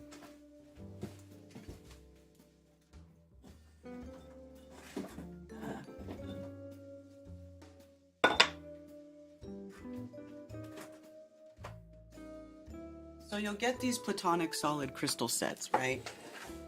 And really there's truly only 5 platonic solids, okay? There's truly only 5. I'll show them to you. The tetrahedron, watch, like even, here, I'll pull it up.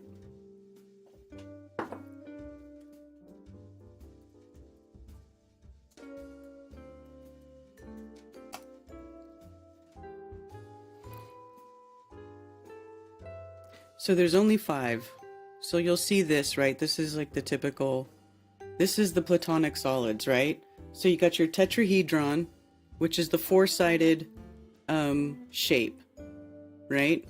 4 faces, 4 points, 6 edges, and it tells you the degree, total degree 720, right? Then you have the octahedron. The octahedron, this is the one that is the pyramid. It's the 4-side. It's like 2 pyramids with the bases of the pyramids butted up next to each other, and that's a complete octahedron. Many, many crystals grow in the octahedron form. That's the other one. Then there's okay, well, you know what's funny? Here, this is called hexahedron or a cube. Hexahedron is the shape with 6 sides, right? So the cube is the hexahedron, right? 666. It's also the one that corresponds with Earth.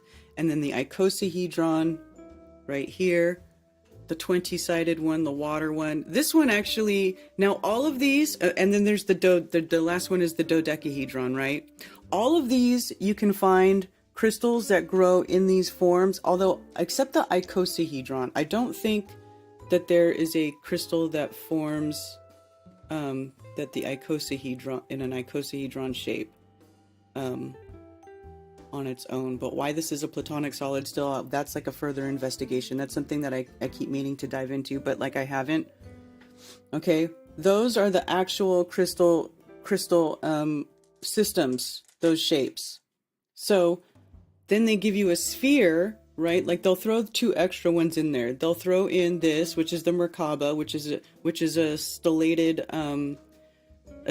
tetrahedron. It's the two tetrahedrons inverted and crossed over each other, which creates the 6-sided star, or the Merkaba, right? And then the sphere. Now those 2 are extra. Those are extra sacred geometry pieces. Those pieces are not actually considered part of the official platonic solids or sacred geometry set.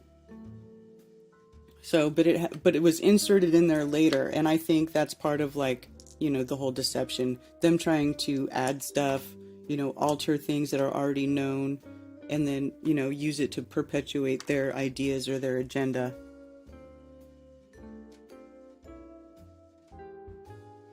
Nature is animal, vegetable, or mineral. Minerals are overwhelmingly crystalline. Glasses are rare in nature, right?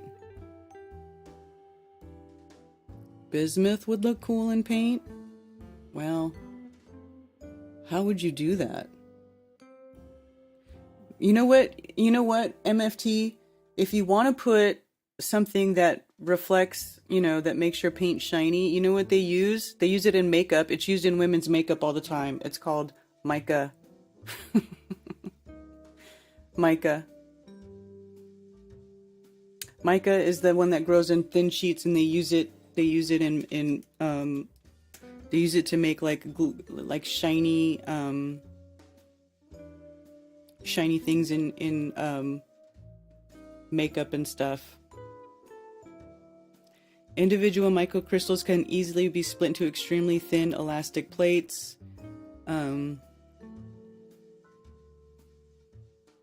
See, micas are used in products such as drywalls, paints, fillers, especially in parts for automobiles, roofing, blah, blah, blah. They use it all the time.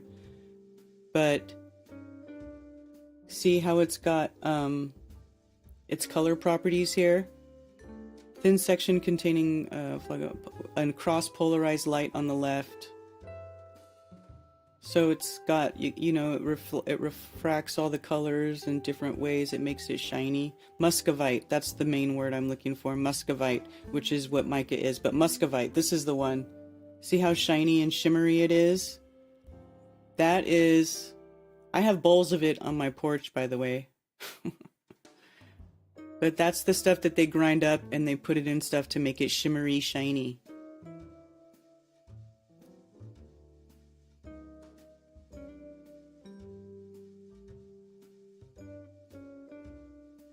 Quartz can form as an icosahedron, can it? Quartz, here's the thing that's cool about quartz, where most crystals can only grow in a few forms, quartz can grow in 6 different crystal forms. Let me see. Page not found. Damn it! Is this a natural quartz icosahedron? That's freaking cool.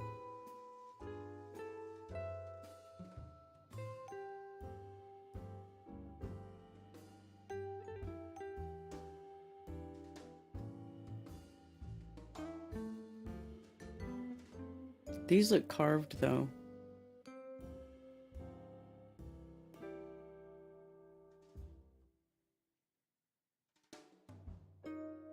I gotta see one now, Cammy.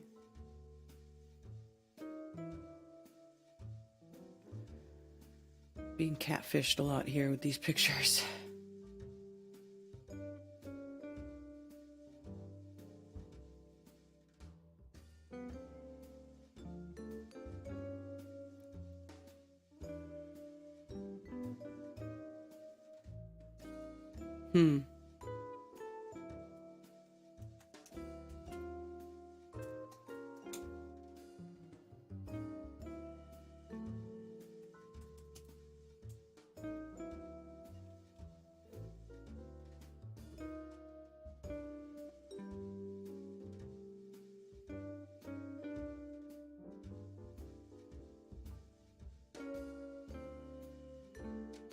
Common crystallographic forms of quartz. Here, almost looks icosahedron-ish, right? Number D.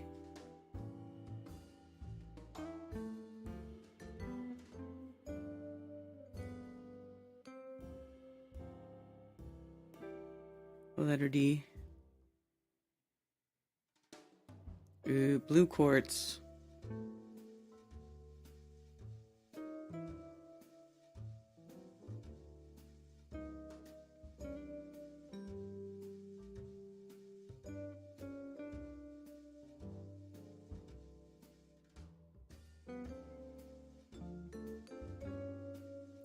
Look at that.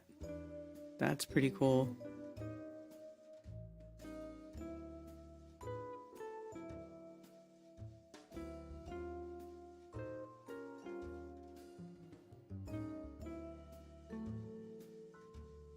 And this, a twin that makes a heart.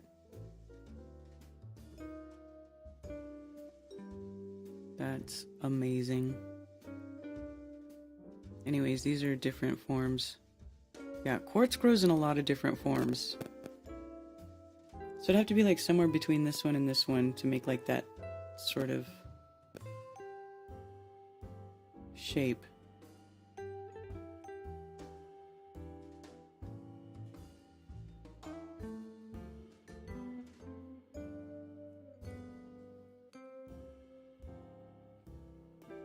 I worked with finished product. Hi Karen, curious what you know about labradorite. What about it? What about labradorite? I mean, you know what I'm saying? Like if you look at how rocks grow in the platonic solids, boy, you don't need a fantasy story to make up about how the mountains formed. Let's see.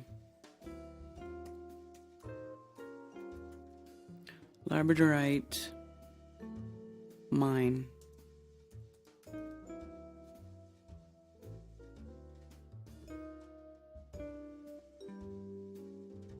Look at this. Labradorite blocks. Blocks. Literal blocks of labradorite. Look at this guy. He's standing on a giant block of labradorite.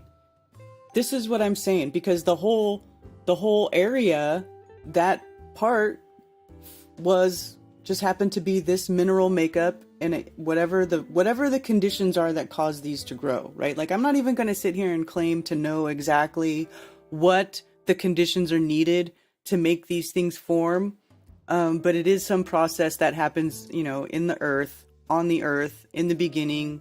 It's always happening. It's like constantly happening. It's just the way things go. And you've got here a literally like a mountainous size of crystal. And if you look at labradorite, like I've got one that was actually ironically formed into a sphere here. This is labradorite. Look at that.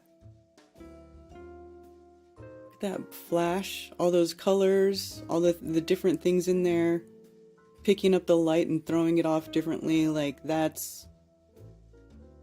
this whole thing is made of that. And you don't get this by melting bricks. I know that for a fact. I know that ain't the deal. Where?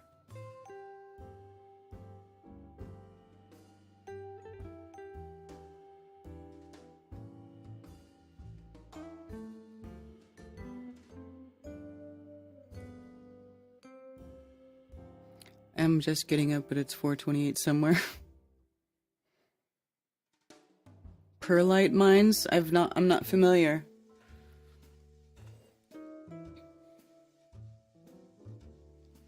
But just any sort of anything. Like, okay, so that's labradorite, right? Labradorite mine, where you can see giant chunks of labradorite. Now also look at this. I'll just change the mineral. Marble. Marble mine. Okay, here we go. Here's same thing. Big giant blocks of marble. Look at this. Carrara, Italy. I've actually been to Italy, and I drove by these huge mountains that are literally off the side of the freeway over there, and they're blaringly white because the sun is shining down on them, and it's bright ass white. It looks like a snow-covered mountain, but it'll be like a beautiful warm day, and it looks like it's covered in snow, but it's not. It's marble. The whole mountain is marble, which is not brick by a long shot. By not even a long shot. Now, is the inside of every mountain something glorious like this that we want to decorate our houses with? No. Some of it's just boring gray rock, but it all forms in basically the same way. Right? Basically the same way.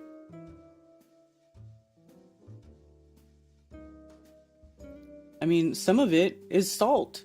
There's even salt mines, like here. Salt? Do we build out of salt? No. We eat it. Salt mine images. Look at this. Oh! The whole walls, the entire wall is salt. So this particular mountain is made of salt. And then we can go in and we can mine that salt and put it in our food and make it yummy. Look at that. Look at this. Here we go. There's a big dumpster truck pulling out truckloads of salt. This whole wall is salt. Look at that.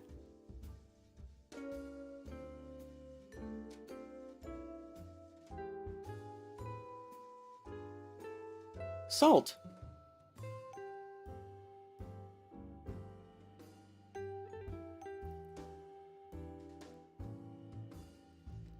So, what else? What else? Quartz. Or how about this? Granite. Just change the front word. And you'll see another. Here we go. Granite. Black Galaxy granite. Granite mines. Right? There's different types of granite. Granite is just is a name for a basic crystal conglomerate that grows with 3 or more crystal systems, right? Because if there's 3 or more different types of crystal systems inside of it, it's not, you can't really call it like one. So that's basically what granite is. And that's why there's so many different types of granite. That's why you have like white granite, gray granite, pink granite, you know, all the different types of granite, but they're all called granite. It's because granite is a generic name for a crystalline material that has 3 or more crystal systems in it, but still can be used for those purposes. That's how you get the different colors and all that cool stuff. And this is what it looks like. Like this. They literally carve into the mountain. You know? I mean, and this is not like secret stuff. So I don't understand how people can continue to be so deceived by these grifters telling everybody that all mountains are made of melted brick buildings.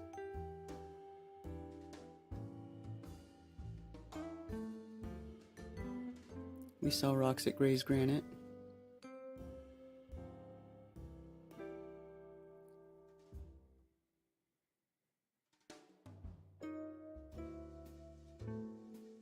Salty cracker.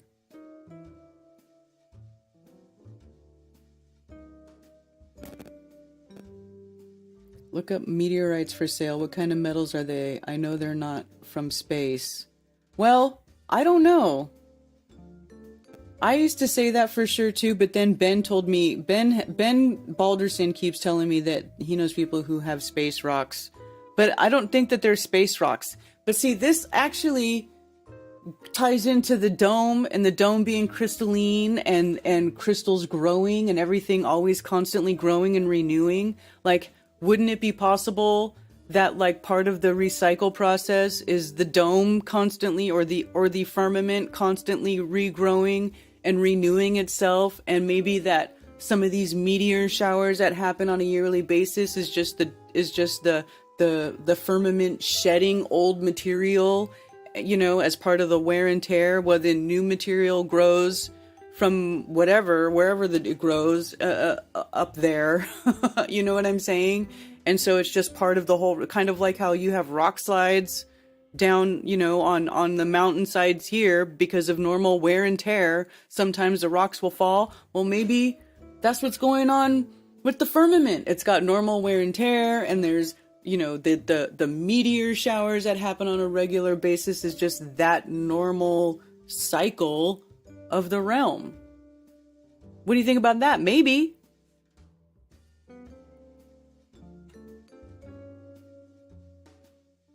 $85 people in chat and 264 likes. I see 48 likes.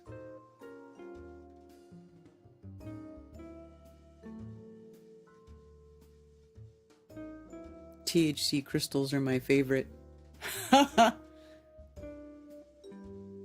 Anyone who says all of anything has to be using hyperbole, though. But they don't, though, because we ask them and they're like, no, literally, there's no natural rocks. Did you guys ever see that guy, Jerry, on Bro Sanchez? And he was literally sitting there saying that there's no natural mountains at all. Like, there's nothing natural. There's no natural formations in the realm. Like, that is a crazy ass statement. I mean, how could you even make that claim and keep a straight face? How? If meteor showers are electrical alignments, it very well could be stuff breaking free. Well, something's got to be happening because we see something up in the sky burning or crackling or making weird sounds, right?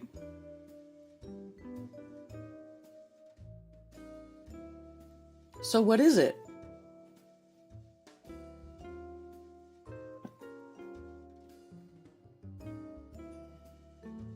Perlite?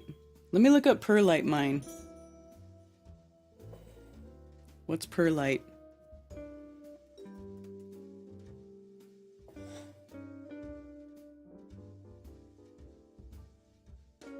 Is this like fertilizer?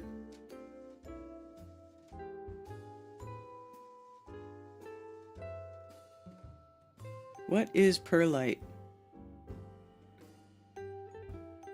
You may well find yourself walking down the Isaac Gardens for asking yourself, what in the flicking heck is perlite? Green bags filled with what looks like white stone chippings seem to mock your ignorance, especially blah, blah, blah, blah. Put simply, perlite is an additive used to improve aeration and drainage in rooting mediums, usually a commercial-grade compost, a quality that is particularly useful when it comes to propagating plants from seeds and cuttings. Turns out perlite is a unique volcanic material which expands to about 13 times its original volume when it is heated to a temperature of approximately 1600 degrees Fahrenheit. During the heating process, the mineral particles pop like popcorn and form a granular snow-white material that is so light in weight it only weighs 5 to 8 pounds per cubic foot. Each particle of perlite is comprised of tiny closed air cells or bubbles. The surface of each particle is covered with tiny cavities which provide an extremely large surface area. These surface cavities trap moisture and make it available to plant roots. In addition, because of its physical shape of each particle or perlite, air passages are formed in the growing media, thereby providing excellent aeration. Horticultural perlite is available in several different grades, coarse in size, and has been used for many general gardening, horticultural applications, blah, blah, blah, blah, blah. Okay, so I don't get it. How?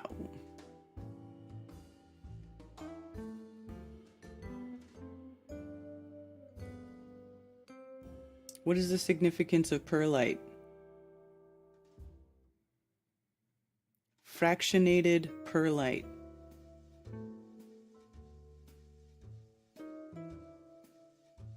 Thermo rock. Perlite mining.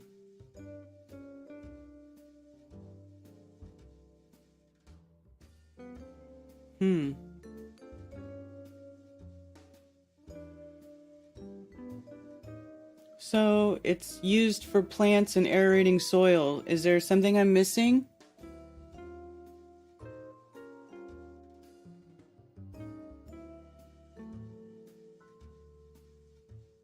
Moist. Moist. moist.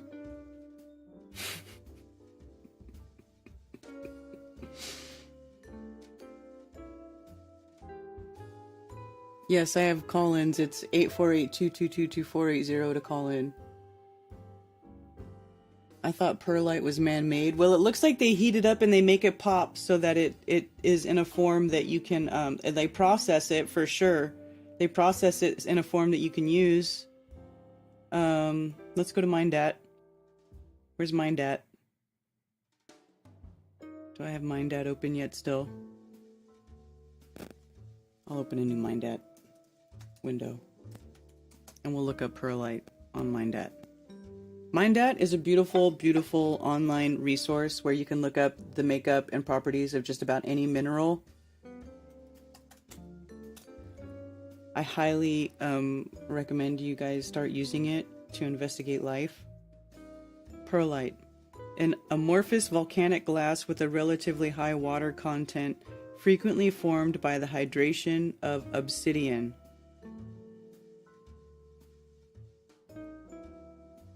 Why does that sound crazy to me? How is that even possible? So you hydrate obsidian, which is a glass, and it becomes perlite? How do you do that? Associated minerals. Perlite with obsidian. Let's see.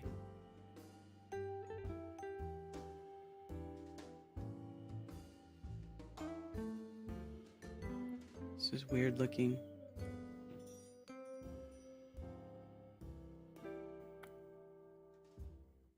Okay. Next.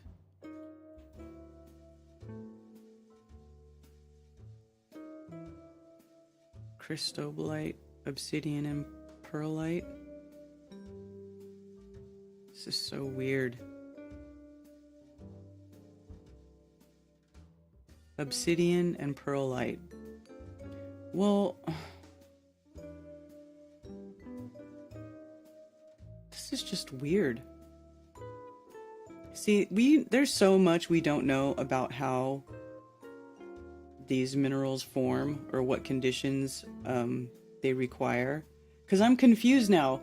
Because they're saying you get perlite by hydrating obsidian. So here it is, obsidian next to perlite. So some of it did and some of it didn't. Like, what's the process there? How come... You know what I mean? Does that make sense? It's just very interesting. There's no... Yeah, it's... There's no crystal system because it's amorphous. So it doesn't grow in any sort of organized manner. 3 photos of perlite with quartz. Hematite, chalcedony, perlite quartz.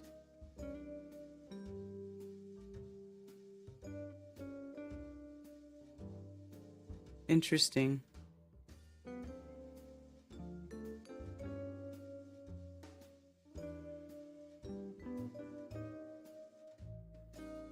Quartz and it's like the perlite is this stuff. It's like the filler. However this happened, whenever this happened, it's like the filler in between. Is what it looks to be like, right? Especially if it's amorphous. Amorphous things don't have their own shape. It takes the shape of whatever, or it just doesn't have a regular shape.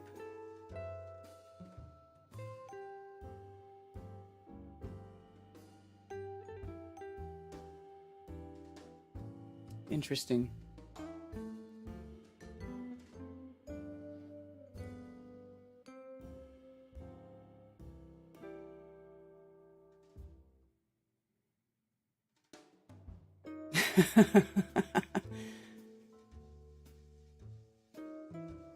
Remember, my left mic doesn't work.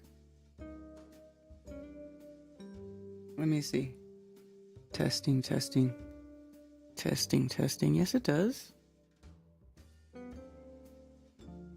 It's because I have them left and right, So if I sit by one and I'm not by the other, then the sound will not be on both of them.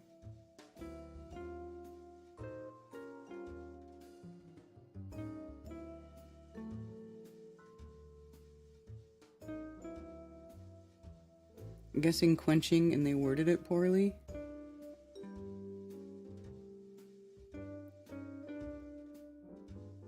Looks like cement. Oh my god, I just looked it up and I don't believe the narrative of what?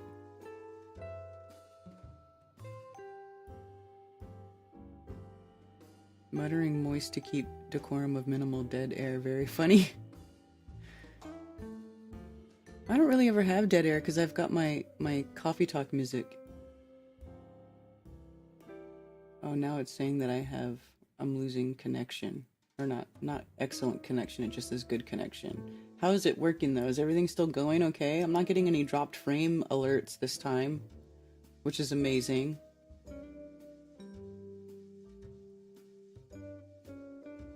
Women hate that word, moist crack rocks.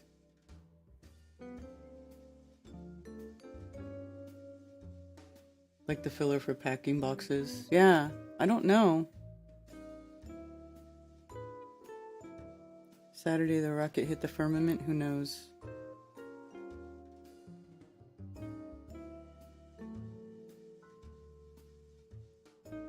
Look up yeah. Do we talk about meter? If everything is created, then what created the creator? I don't know. I already read that comment. I still don't know. Listen, how far back do we need to go? It's like you can ask questions. You can keep going beyond everything. When are you going to be satisfied? And are you ever going to be comfortable with not knowing? I mean, there's a lot of stuff I don't know, and I'm okay with that.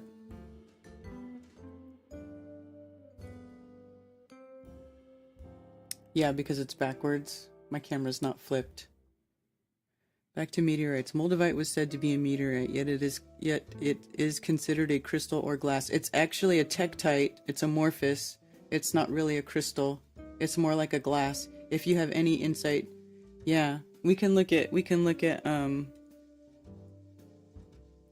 Moldavite too. And Moldavite, it's trippy too because Moldavite is from a very specific area. It's only found in one very specific area. Moldavite, a rock subtype. This does not have a crystal system either, if I remember correctly. Yes, impact melt rock. So they consider it something that was made by impact. Like they say like the Moldavite, the mainstream narrative is that a giant meteor hit the area where the Moldavite is, and the Moldavite that formed was a process of the impact. Right? Impact melt rock. So like they're saying like something impacted the rock there so hard that it caused the rock to spray out and melt in all over the place, and that is what Moldavite is. Now obviously I don't believe that story, but knowing that this whole realm is electrical and everything is electric, magnetic, you know, and certainly there are lots of electrical processes, you know, that you can melt. Electricity can be used to melt all sorts of things. Like think about it when lightning strikes sand and it melts the sand and it creates this weird like glass splash. What is that called? Anyway, it's something like that. That's what they consider it. But they say that a big meteor hit. Right, so, yeah, there's only one place really where you get Moldavite from.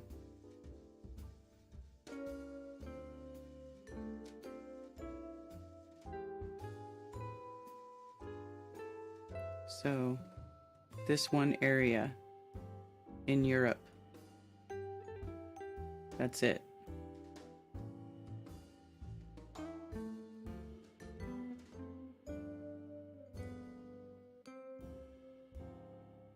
Bavaria, Germany. Poland. Looks like there's some other smaller places.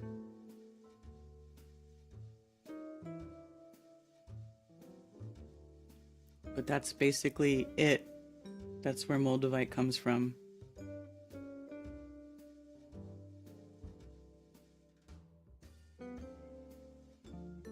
And you can see they don't have a crystal system attached to it because it's amorphous. Anything that's amorphous is not going to have a crystal system attached to it. Because it's not like a regular lattice structure in it, like other crystals. Could the heat of a solid gas impact be sufficient to explain the formation? The heat of a solid gas impact? I don't understand. What is a solid gas? Geology is based off globe Earth. This is the problem. Well, that's what I'm saying. They anything they can't explain, they're like, oh, a rock hit us from space and that's what formed it. But that's bullshit. That's like their answer to all kinds of stuff. Oh, how'd water get on Earth? Oh, a meteor with water hit the Earth. Oh, how'd this happen? Oh, a meteor with life hit Earth. Like, they say it all came from fucking space. That's so stupid. None of it came from fucking space. I think it's all just stuff that happened during the formation of the Earth. I think there's two, from what I can tell, and I'm totally, admit that this is all I know with what I've looked at so far. I'm sure there's something that I don't know about that will change my opinion in the future, but it seems to me that most of the things that we find on Earth formed at two major times. One, during Earth's initial formation, when it was a formless deep, a supersaturated slurry, and then the Creator said, let there be light, whatever, did everything and started that process for the land to grow and form.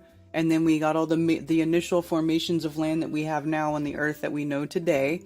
And then the second was when the Earth was resubmerged, right? During the Great Flood, an event like that would recreate, one, the supersaturated crystalline slurry environment because of all the water and all the minerals and everything being sloshed around over the surface of the Earth. And two, that also will change the pressure inside the realm, because if you increase the amount of liquid in a container, and you don't let off any pressure, well, that could increase pressure in the realm. And that could also have been a second time where things were forming and certain things happened that left and made the formations that we see today. And both of those things are major events that certainly, if they were real and did happen, and I don't really see why either one of those things would be denied at this point. I mean, we're all on Earth. It had to get here somehow, so that's what it looks like to me. And then everybody wants to make up different stories. Everybody just finds stuff and then they just make up different stories about what they find. But really, it's not that complicated. I could totally be wrong, though.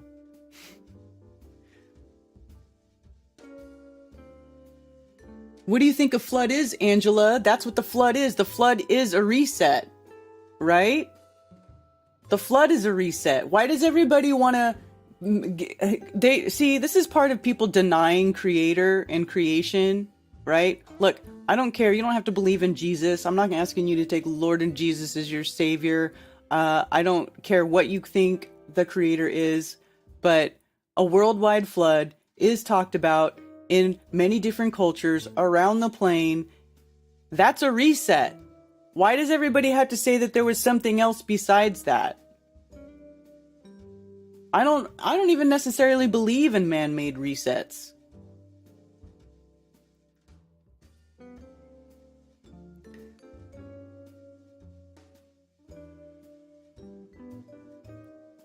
When lightning strikes in from the gas type 2 to fulgurite. Thank you. I knew there was a name for it.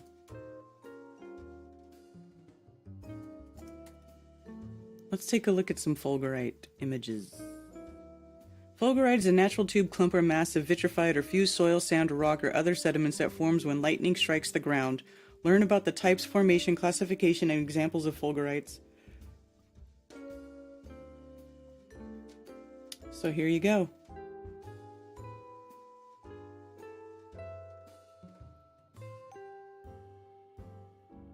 See how it's all shiny? It's because it was heated to a high temperature and turned into a glass-like substance.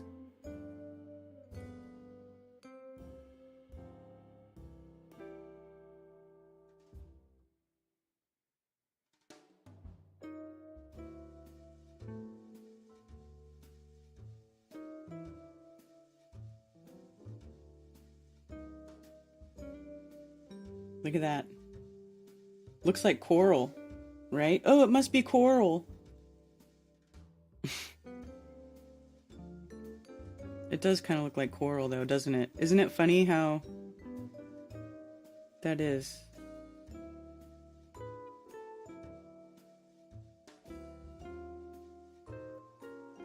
But you know, like, it's like, you know, all of these sort of, that's cool. Neato.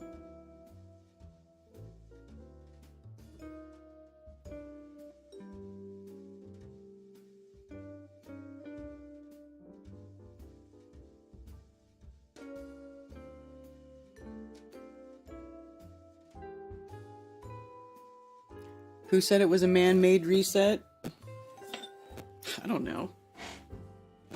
The way some of these people talk about stuff, like these Tartarians and shit, that's like saying it's a man-made reset. Lighten comes from magnetite.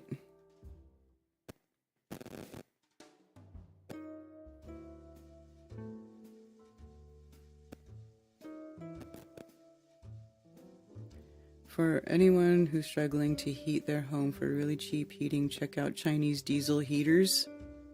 Unbelievable how little it takes to run and not much can go wrong with them. Add a sand battery. Huh.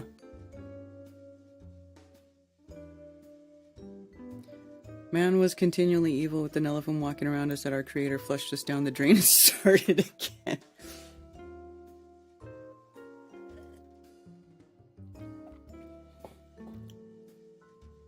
Yeah. I mean, I don't know.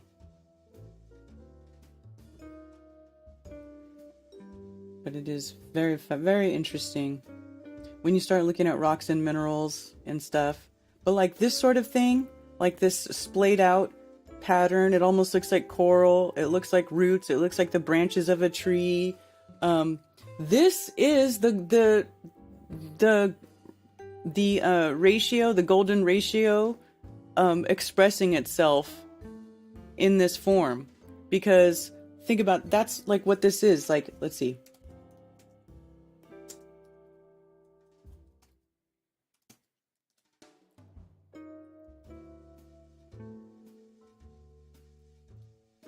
So you'll see, like, in the Fibonacci sequence, in the pattern of plants and how they grow. Let's see, where is it? Fibonacci. Come on. Yeah, here, right? So here's the Fibonacci sequence. 1, 1, 1, 2, 3, 5, 8, 13, 21, right? So you start with 1, and then that splits off into 2, and then that'll split off into 3, and then that, and so on and so forth, and it spreads out. Or like this one right here. I love this one. So as the plant grows, like, you know, if you watch a time lapse of a plant growing and it's spiraling because, you know, you think it's following the sun, but it's also growing in a spiral. And so the distance between these leaves is like 1.1618. So like here is 1, and then here's the 6.618, right? So that's why it has like an uneven thing there, if that makes sense. Like, it's why the branches aren't evenly spaced out. They're spaced out in such a way that it's more random and that each leaf can maximize the amount of sun that it gets. Like, there is a method behind this whole thing. There is a reason to the order of everything. So like here, how it looks like a branches, and this is also what people refer to as like a dendritic pattern. Dendritic. It's the it's the pattern things make when they're following the path of least resistance. So like when you see lightning in the sky makes this same pattern because it's following the path of least resistance to get down and touch the surface of the earth. This is water or whatever, anything following the path of least resistance and spreading out in such a manner that it looks, you know, and you see this pattern all the time. You see it in the human vein system. You know, it looks like a dendritic pattern as well. See if they can show it. Those capillaries are human. Let me see. What's a good one to show? No. I don't know what word to use to bring up what I'm looking at. Maybe the nervous system. Maybe it's nervous system. Right? Yeah, like this. See how it's like the humans and then the nerves and it's all branching out all over the place? It's the same. Because everything is subject to the same patterns and the same influence. Same. Following the path of least resistance. Dendrites.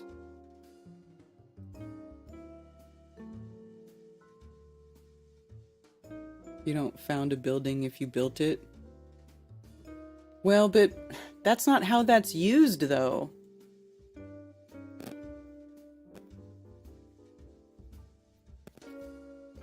I mean, look at the founded Earth brothers. That's the difference.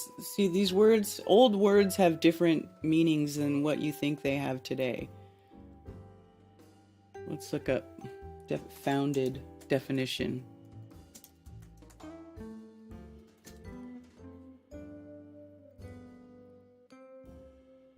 Having a basis, found, well-founded suspicions. To melt or pour into a mold, to make by pouring molten material into a mold, to establish or set up, especially with provision for continuing existence, synonym establish. So found is used with synonymously with the word establish.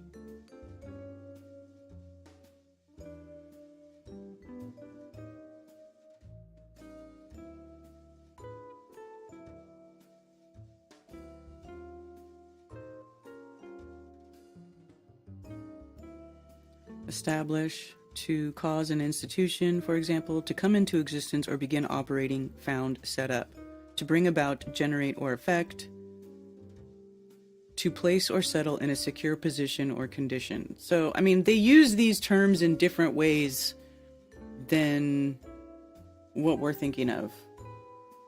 Not the same as like finding a lost object.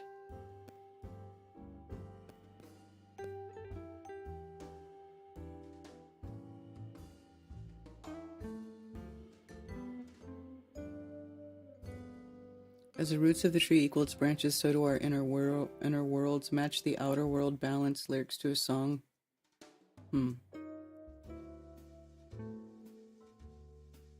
Yes. Maybe the waters above cycle through like everything else in nature. That would be a flood and would make everything super moist. Yeah. This app was stuck in full screen. It's fixed now after updating the app at the store. There's a reason for everything. Equilibrium is the path of least resistance. Yes. Everything tries to find like its stasis, right? It's equilibrium. Its place of equilibrium. Its place of rest. Right?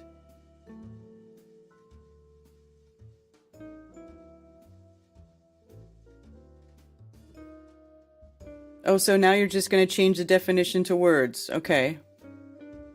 No. I think it's funny that people just decide to come and like change the meaning of words to fit their preconceived ideas. Why would you do that? So what, everybody's just supposed to hit the brakes and then start using your chosen definition of the word, even though there's another definition that the word's been used for hundreds and hundreds of years before you even got here? Is that what's happening?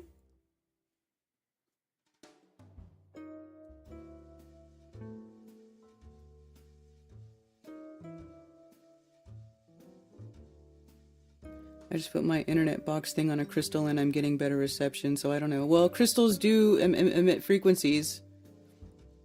Like, I can even take one of these powerful neodymium crystals and hold a quartz crystal at a certain angle next to it, and I can feel the resistance between the crystal and the magnet, and it's really a trip. You know what I'm saying? Like, these things, when you start looking into these things and the weird properties that a lot of these materials have, there's a lot we don't know. There's a lot that we aren't even bothered to know. There's a lot that they don't even bother telling us, because it's better that you're kept in the dark and that you don't understand how this realm works and that you just think everything is fucking magic and, oh, it's mysterious and, oh, you're so smart. You figured that you know something. You know what I mean? Like, don't be dazzled with bullshit. Okay?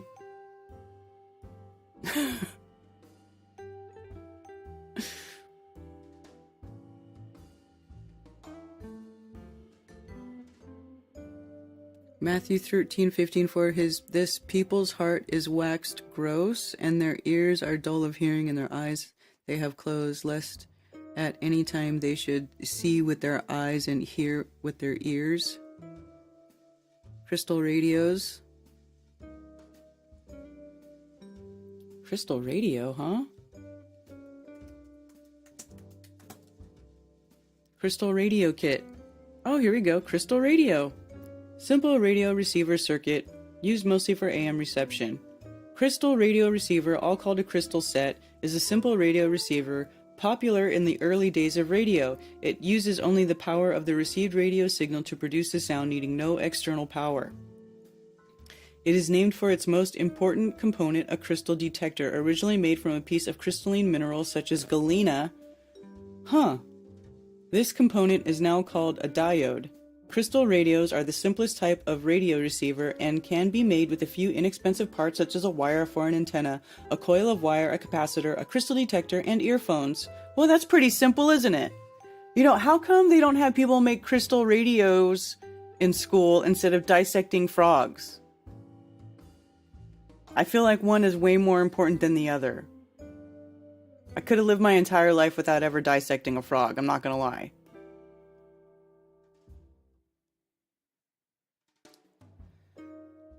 However, they are passive receivers, while other radios use an amplifier powered by a current from a battery or wall outlet to make the radio signal louder. Thus, crystal sets produce rather weak sound and must be listened to with the sensitive earphones and can receive stations only within a limited range of the transmitter.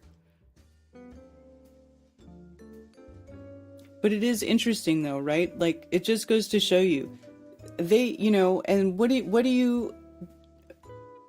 You don't get taught very much about, you don't get taught anything about crystals or electricity or magnetism or anything like that in traditional school. I know they didn't teach us shit all about it.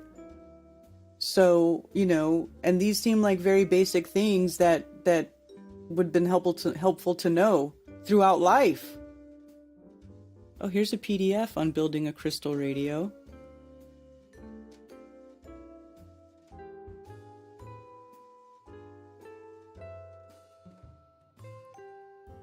Is that's the schematic, that's it. Wow.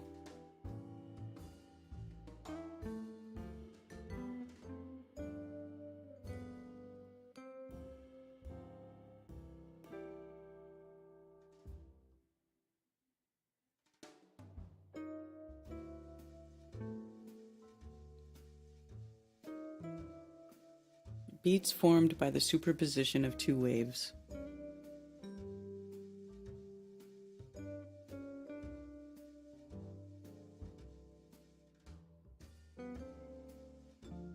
Interesting. You see what I'm saying? This is the stuff that they should have been teaching us. They taught us a bunch of garbage.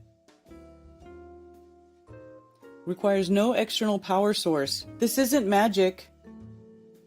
The signal is induced on the antenna by the over-air electromagnetic waves broadcast by the station. It's wireless power. Wow. On a very small scale. But still.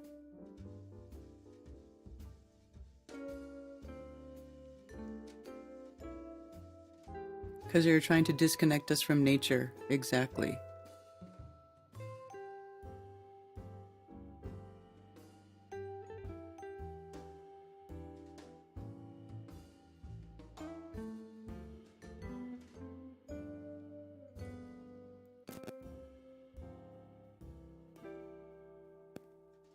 incrementally and retroactively reset.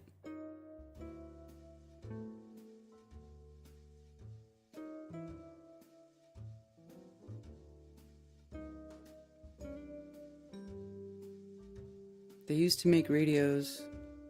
They use crystals to set what channel used. The signal isn't in the radio, it's in the ether. Exactly! This is why when you meditate with crystals and you wear crystals, you get additional downloads from the ether, right? Because look at it, it's like a receiver. It's like boosting your receiver.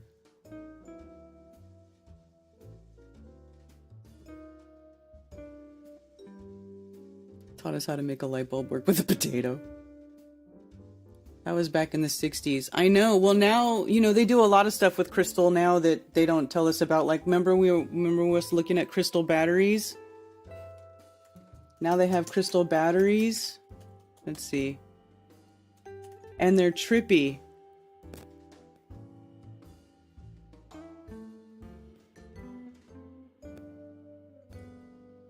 Science Daily. Oh, let's see what this article says. Single crystal technology holds promise for next generation lithium-ion batteries. Scientists have improved a promising battery technology, creating a single crystal, nickel-rich cathode that is harder and more efficient than before. It's one step toward improved lithium-ion batteries that are common in electric vehicles today, increasing nickel content in the cathode on the drawing board of lithium, blah, blah, blah, blah, blah. Crystal content, including nickel content. A single crystal, a nickel-rich cathode.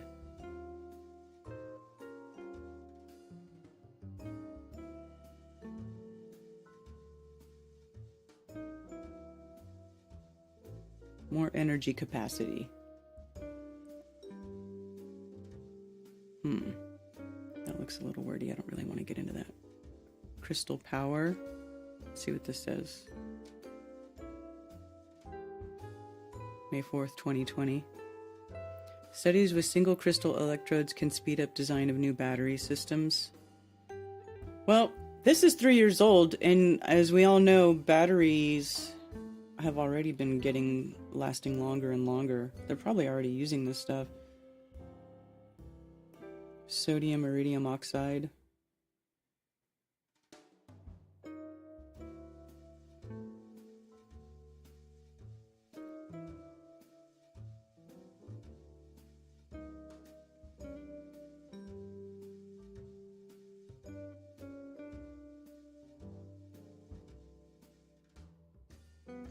Here's 2022.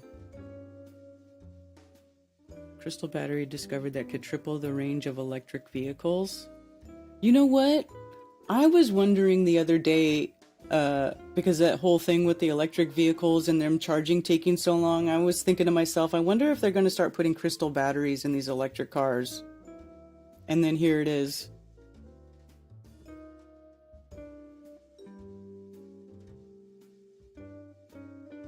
To unlock sulfur's potential as an energy carrier.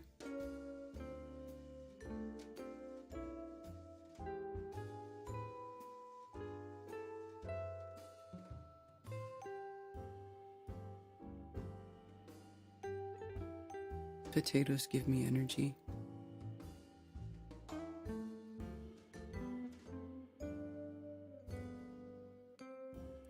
Okay, the logic fan. Maybe it's crystal trees. Doesn't have to be a biological tree structure. Then that's not a tree. That would be a crystal.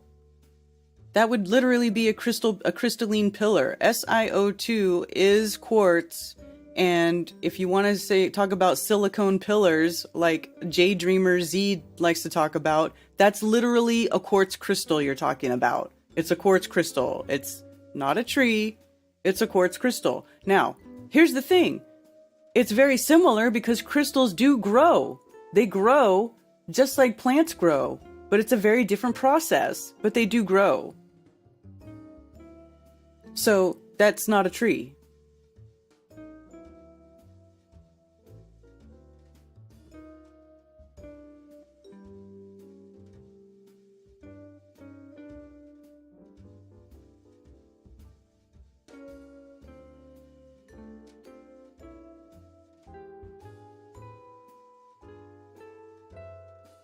Imagine what it, yeah.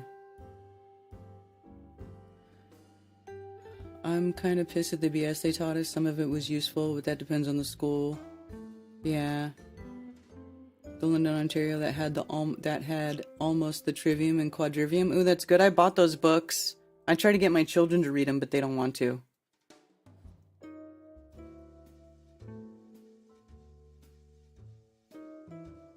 Thank you for calling Coffee Talk. You're on with Karen B. Hey, this Dennis. How's it going? It's going good. How are you? Hello? Hello. All right. Yeah, you mentioned books. Speaking of books, were you able to pick up that one I sent you last week? No, not yet. I'm gonna go get it today. Okay, I saw your message. I'm fact like, I haven't unfact looked at it my yet, but I am Robert. gonna go get it. I'm gonna go get it. Okay. I'll maybe call in some other time, do either Strange World or Was this the Vaxxed, or Unvaxxed Coffee book? Talk. That's the one you're talking about, right? Yeah, that's it. Okay. The one. It's a practical book. I think you could either read the whole thing or you could use it as a reference book. Because as far as I know, it's the best book. The title of it is Vax Unvax by Robert Kennedy Jr. And it publishes all the information about all the standard vaccines, but it's got the COVID-19 one in there also from. So it's I've got the table of contents. I'm out. I just got through with an appointment, but I got the table of contents. It's an excerpts online. You can look up on Google Books, like the first 50 pages or so. But it's got on the information. It's against all of them, but it's got like the flu vaccines, the hepatitis vaccines, MMR, polio, Gulf War vaccines, all that, the COVID ones.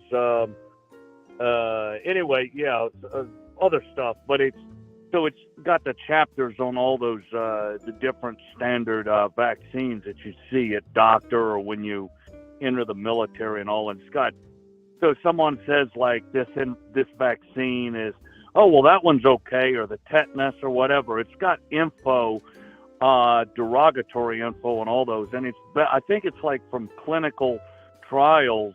In the mainstream medicine, they got derogatory, bad information that the medical establishment chooses not to publish. So he put it out in this book, showing the ugly side of all these vaccines. Well, where they did tests showing like a group, people with the same exact problems, or they'll have a group that didn't take the vaccines at all and a group that did, and they should publish the differences. Anyway, I'll maybe, if you get a chance to glance at it, just let me know what you think of it. Okay, definitely. He has another book. Well, I mean, he's got the two other books I know. One, it came out previously. This book just came out this year, like in August or something like that, since the summer, this Vax Unvax.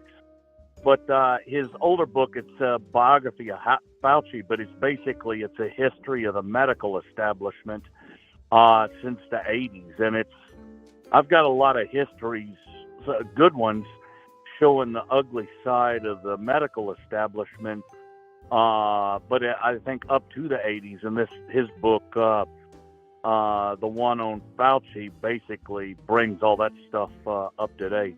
I just remember one offhand that comes to mind.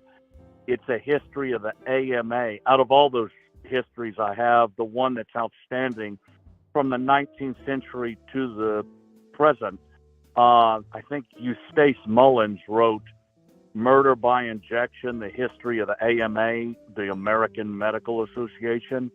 And it's a history of the medical it covers the most ground in the longest time period in particularly. It's very thorough, but it's online in PDF, I think, for free, but it's also available on Amazon. But Murder by Injection by Eustace Mullins is not a bad one. Anyway, I guess the only other thing I had, I had to turn off YouTube or the phone and go to this appointment. I just got out of it. But you were talking earlier, and I don't want to make this. I had in mind to say something based on what you said. You were talking about crystals, but I guess I'd rather look at it before I launched into that. But you were talking about cubes that were naturally formed. Now, you may have been talking about one particular kind of element like crystals or something, not just in Earth in general. But you said something to the effect, I don't remember the exact details, something to the effect that cubes are naturally occurring, but spheres are not. And you may have been talking specifically about crystals, or not just on Earth in general, or you may not have been talking about just anything, and rocks, whatever. Just spheres don't naturally form. I don't think your statement was quite as broad as that. You could correct me, but no, it was just in reference to crystals, to crystal systems. There's no spherical crystal system. Okay, got it.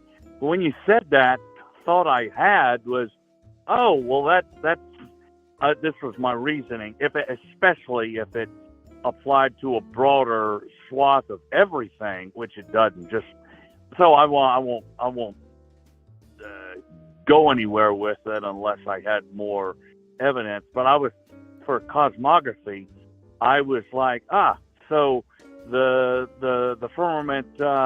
So the firmament and the heavens are domed, and the Earth is flat. Well, my reasoning was that, like the Chinese have a square Earth, or the ancient Christians had a rectangular Earth. I mean, the outer Earth, the outer edges of it, which is, if cubes are naturally occurring on the Earth, that's logical. It makes sense. You would find things in spheres, because spherical is not naturally have to do with earthly things, was my thought as far as that. But apparently, I had just tuned in right before that, actually, because I got up to the appointment. I was listening to you right before I went in, and when you were talking about that.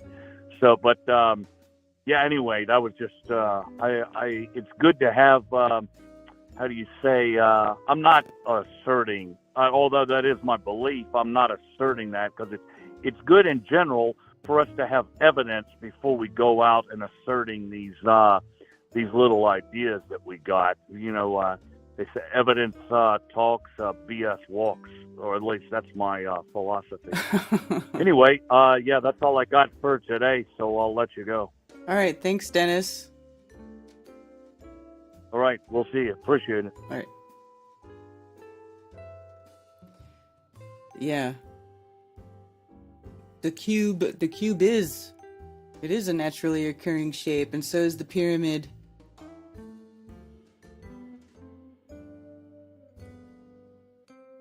I seen Earth, it's a risk map, but with a huge continent west of Hawaii, no pizza map. Well, that doesn't match anything I've ever seen. And what huge continent would be west of Hawaii? Because we fly over that. So how come nobody's seen it? Leaves, I got huge black oaks surrounding me. Oh, I got the leaves.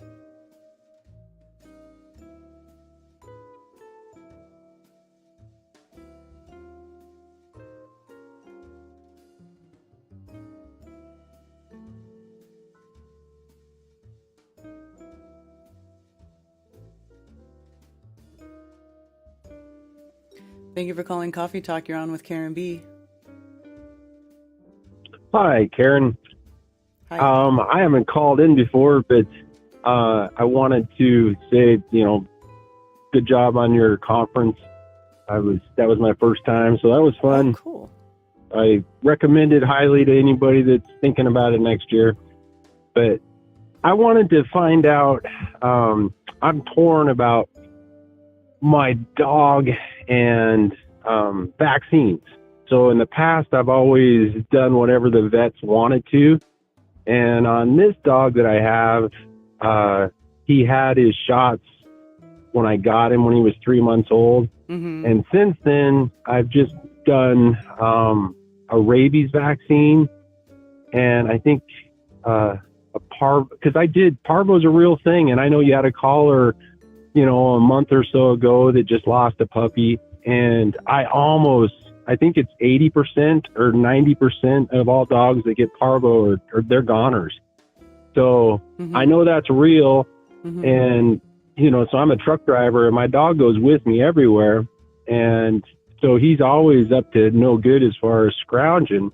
But so if anybody wants to call in, or if like what do you think is being responsible, giving him, I'm sure that he needs some, but I don't want to give him all of them. So what do you think?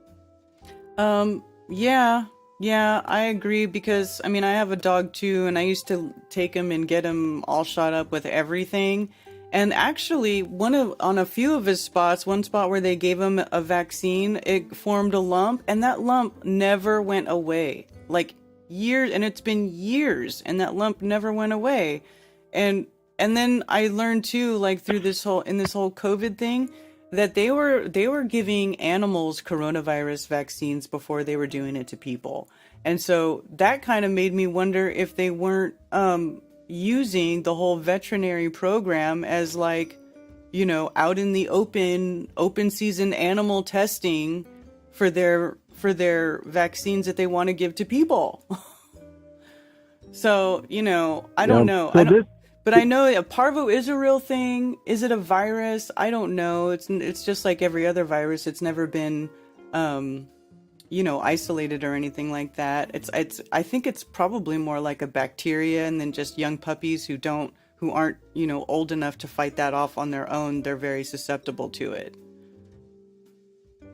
I don't really know. So would you do like DMSO? I bought the book from Amanda, and so I have DMSO, and DMSO was silver. But, like if he got something, and you got to act right away. So I don't know what all, because you can't, when you walk your dog, they can get into stuff before you can stop them. Yeah. They're scavengers. Yeah, I know. And then, I just had a thought and it left me. What was it? What was Ben was saying? Oh, Ben. Yes, Ben. Okay. So even when your puppy does get parvo, the vets have no treatment for it except for to just keep them hydrated and hope they make it through, right? Like there's no medicine that they can give the dog that's going to pull them out of it or anything like that. So that's like another clue to me that it's not a virus, because if it was, then more puppies would be able to survive it. They'd have a treatment for it, but they don't. They literally just put the puppy on an IV or try to get him hydrated. And I know that Ben, when he had puppies that came down with parvo, what he did is he took bone broth and he bubbled it with the HHO machine, with the Brown's gas machine, where it hydrogenates, it changes the molecular bond in the water so that the hydrogen molecule can slip off easier into your system. And so when he bubbled this bone broth with the HHO machine, that's what pulled his puppy out of it. Like the next day he said they were better. So I don't know that there's anything that can be done as far as like DMSO. Okay. But because I don't know. But yeah, if anybody knows anything about that, who wants to call in and add to that. Well, I know that on my last lab, I gave him everything the vet recommended, and that poor dog had tumors all over him. Like one was almost the size of a grapefruit. So I want to do right by my dog. But so if anybody wants to call in and has anything to add as far as what they're doing that's been working, I'd be curious. So that's, I guess, all I got. Yeah, that's definitely something to look into. It's a good thing to discuss, because I'm the same way. Like, I don't want to take my dog to the vet and let him get shot up anymore. Yep, I'm with you. All right, Karen, keep up your good work, and shout out to all the flatties out there. All right, thanks for calling.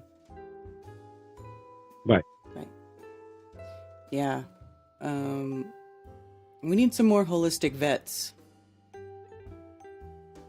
We kept my sister's 2 dogs alive with parvo after vets gave up. We make ice cubes of broth and gave constant TLC for 2 days. Yeah. OMG, look, how do wild animals survive? They don't need a fucking shot. I know, that's what I'm saying. Like, all the, I mean, and animals do, there is natural, like, things that do kill animals out in the wild, but basically, like, their populations are fine without some sort of medical management program, right? Like, for the most part, they pretty much do what they need to do and they're fine.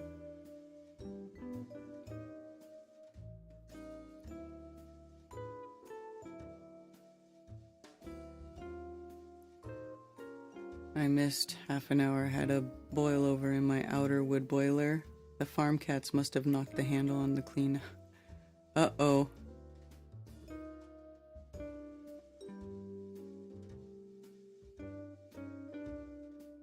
Lost a dog to a rabies vaccine that paralyzed $7,000. Oh my gosh. Might be from parasites too. Yeah, most of the things are probably going to be either bacteria or a parasite.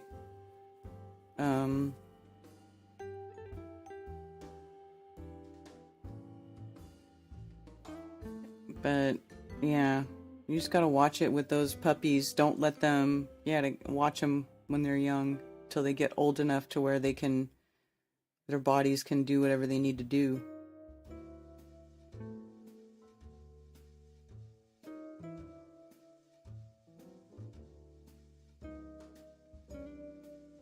I'm catching up from the beginning because I was busy this morning.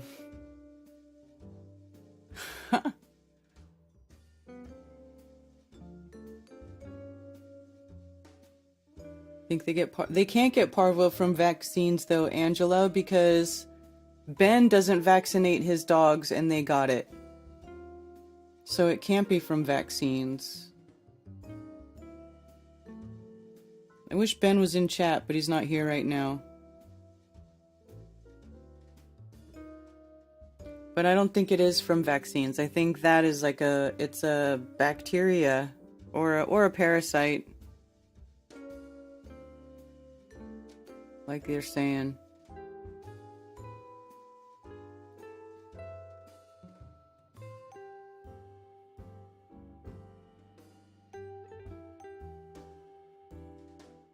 Some say MMS will work for dogs. I mean, it could, but what I would do though is like, you just be very careful with anything you do to your animals. I have not used MMS on my dog. I've only used it on myself. I have used DMSO for certain things on my dog.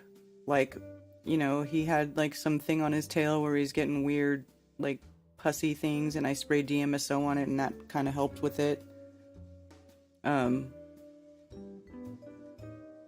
But they don't have the same system that we do, so you gotta watch it. Definitely do your research. Try to look up some holistic vets. I wish we had some holistic vets.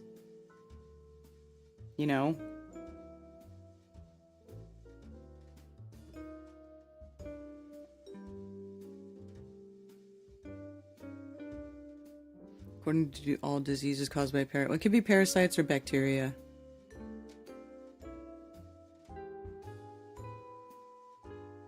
Has anyone who looked to the narrative is around rabies seems over the top with fear? Yeah.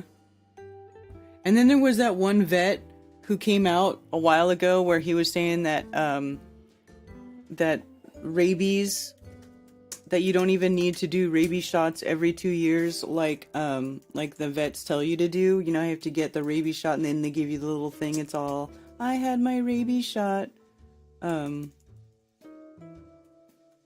And the vet was saying that one rabies shot is good forever. Rabies is a viral disease that causes encephalitis in humans and other mammals. It was historically referred to as hydrophobia due to the symptom of panic when presented with liquids to drink.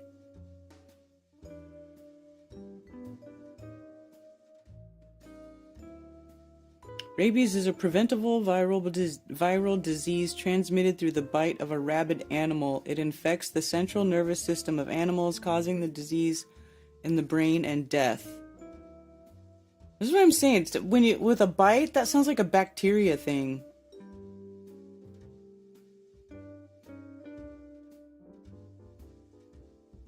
Zoonotic viral disease. Zoonotic means it can be transferred from humans to animals, animals to humans. Dogs are the main source of human rabies deaths, contributing up to 99% of all rabies transmissions to humans.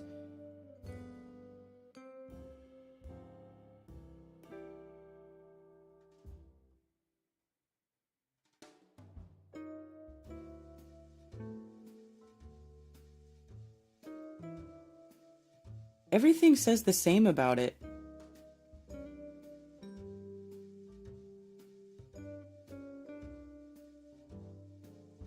The incubation period for rabies is typically 2 to 3 months, but may vary from 1 week to 1 year, depending on... That's pretty broad, depending on factors such as location of the virus entry and the viral load.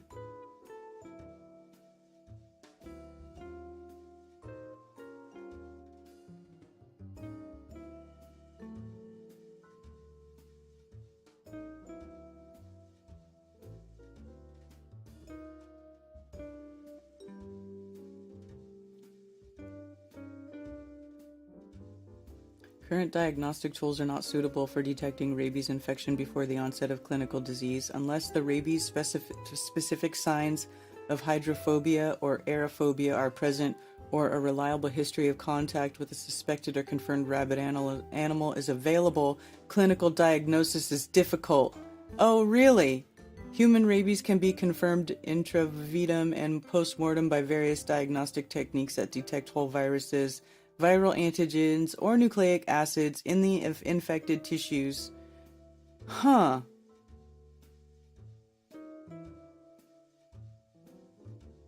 People are usually infected following a deep bite or scratch from an animal with rabies, which is in 99% of the cases a dog. A transmission can also occur if saliva of the infected animals comes into direct contact with mucosa.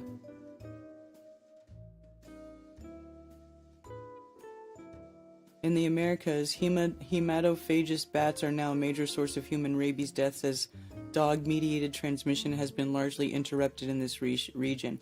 Bat-mediated rabies is also an emerging public health threat in Australia and Western Europe.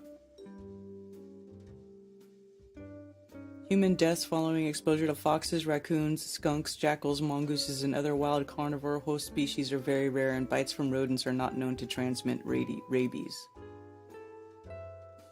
Isn't that weird? What rodents can't get rabies? And why not? Contraction of rabies through inhalation of virus-containing aerosols or through transplantation of infected organs has been described, but is extremely rare.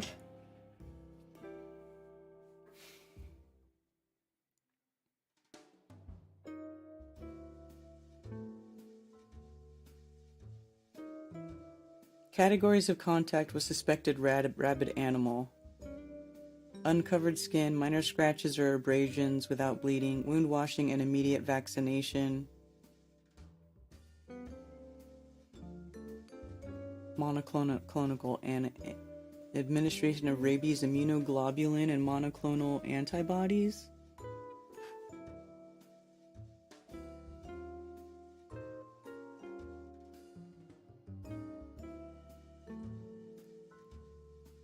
I don't know, man. What is rabies?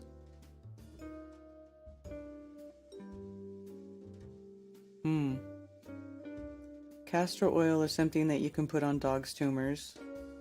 Oh, there you go, Carrie. Really? I wonder if I should try that on my dog. Hey, Ben!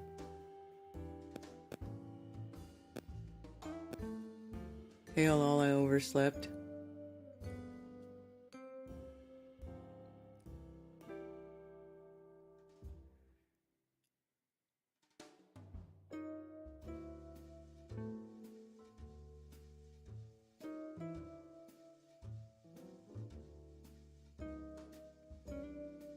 Ben, what is rabies?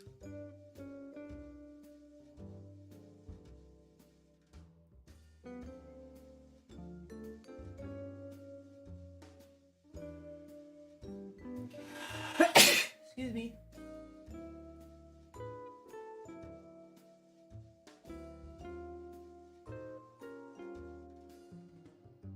Hasn't been a rabies case in San Diego since the 70s.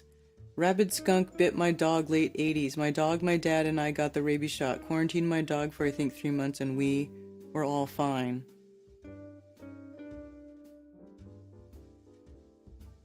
Oh, because somebody called and was asking about, because the subject of vaccines came up, and then we started talking about how I think that the whole veterinary program is like the animal testing for all the stuff they want to do to humans, because animals were getting the coronavirus vaccine before we were.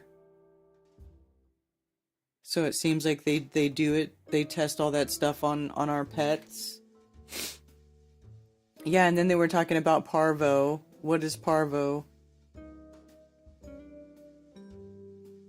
As far as I know, it's almost always bats. But you know what's funny, Ben?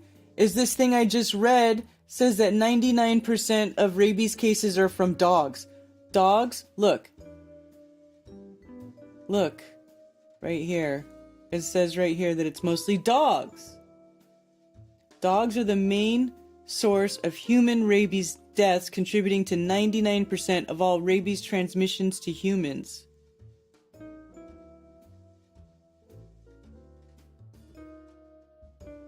And you know what's funny is it does talk about bats, but then a while ago I was into bats and I was like looking up how to build bat houses and stuff because I love bats. And then I read that there's so few that bats hardly ever find rabies in bats. Like they sit here and tell you that it's about bats, but then people who actually work with bats, it's like 0.0000001% of the bats population has been found to have rabies. Like it's a fraction of a percent. But then here they want to say that that's mostly that it's dogs. It's dogs and bats. So what is it? What is it?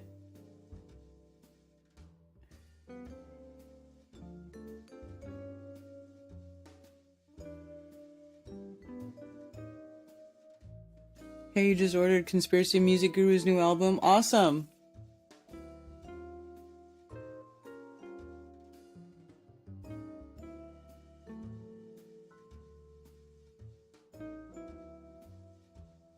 I don't vax my dogs, but I've also looked up rabies in the area, and there has been 2 cases in over 20 years. That's what I'm saying. Like, rabies is so rare.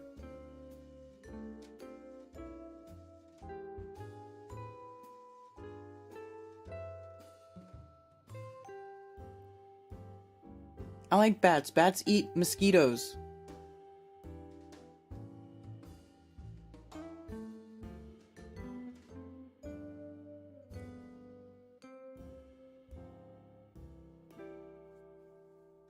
Bats eat mosquitoes. Meanwhile, Bill Gates is breeding GMO mosquitoes and setting them free, and then they want to make you think all bats have rabies.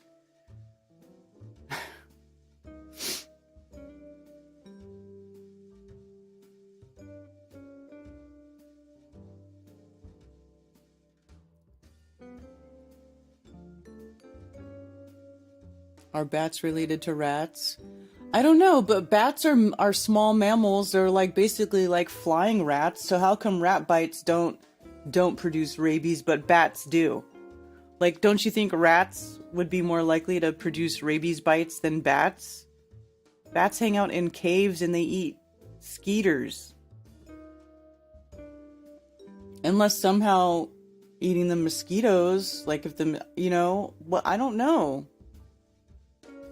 What is rabies?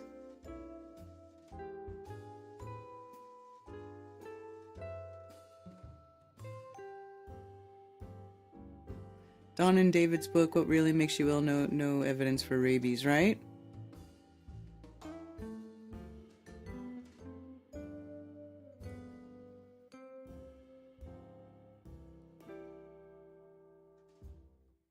Parvo, you somehow reverse your polarity.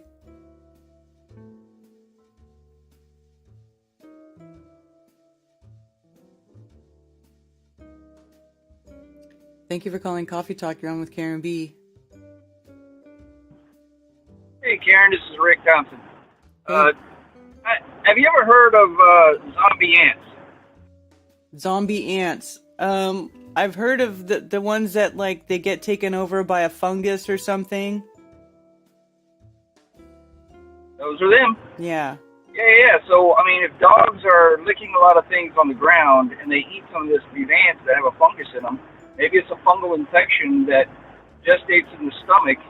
And then we get bit, we have a fungal infection in us, and it gestates in the stomach, and that's why rabies shots are all injected into the stomach area. Just a thought. I have no idea, really. Oh, that's a good point. Maybe. Something along those lines of a fungal infection. Maybe. That's entirely possible. That's a good point.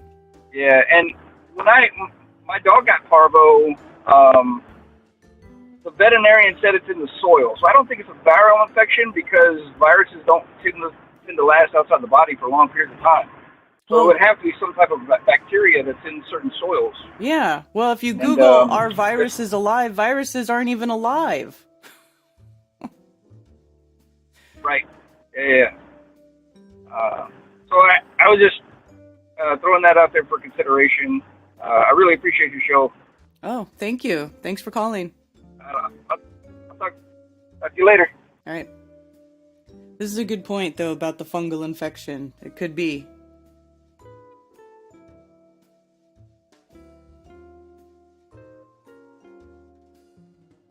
They call me White Bat. I kind of like that.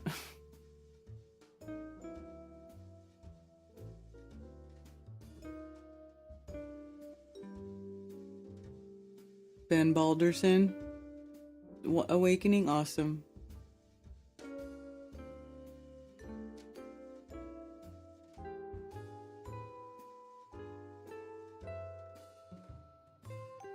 They say it lives up to a year in the soil, which is way too long.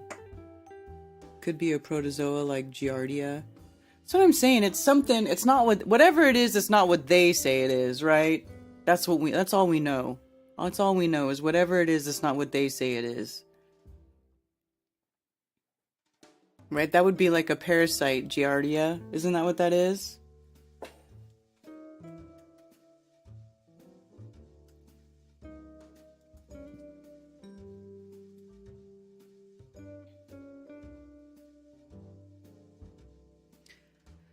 Single-celled eukaryotes,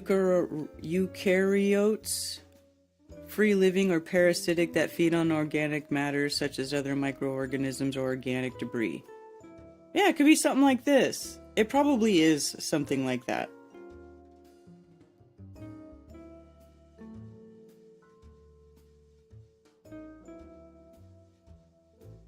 The Four Kingdoms. Oh, look at this, Cammy. Animal, mineral, vegetable, primogenal. So what does that mean, primogenal? And minerals at the bottom, it's the base, and then primogenal, four kingdoms of nature. What is primogenal? I'm very interested to know what this person was thinking. Primogenal. I have to... What is that? Earliest known use of the adjective primogenal in the 1860s in the writing of Jabez Hogg, ophthalmic surgeon. Primogenal is a borrowing from Latin combined with the English element. What does it mean? What's that supposed to mean?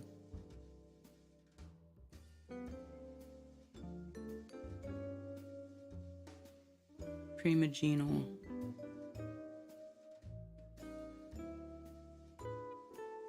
See etymology. sign in, and screw you.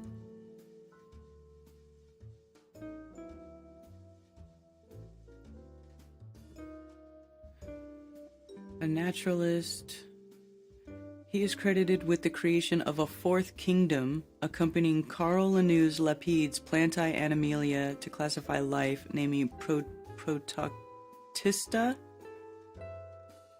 The fourth kingdom. In 1860, Hogg created a fourth kingdom, the Regnum Primogenum or Protoctista. His rationale was simply that a kingdom of first beings was necessary as these entities were believed to have existed prior to plants and animals. Hogg attempted to justify his arguments for a fourth kingdom with Spongilla, a freshwater green sponge that was an animal known to exude oxygen in the light. However, the photosynthesis was later shown to be the result of symbiotic algae. Such an attempt to apply non-reductionist thought to classification systems during a period of biological debate made Hogg a protagonist within the field of the 19th century biology, along with Ernst Haeckel and Charles Darwin. Ah!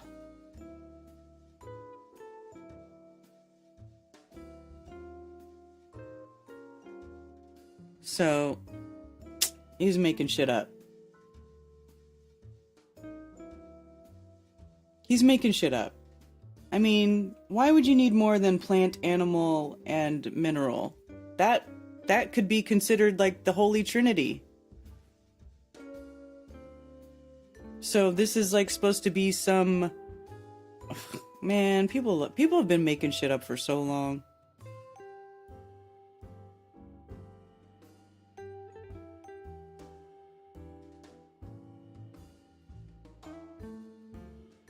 Anyway, that's enough of that.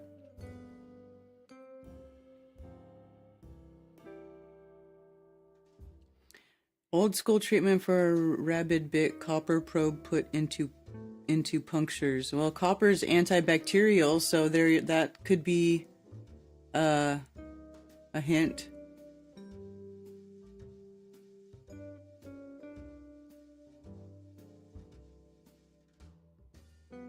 Thought you were getting one last month. Bad fish, but I don't know what you're talking about. Side conversations.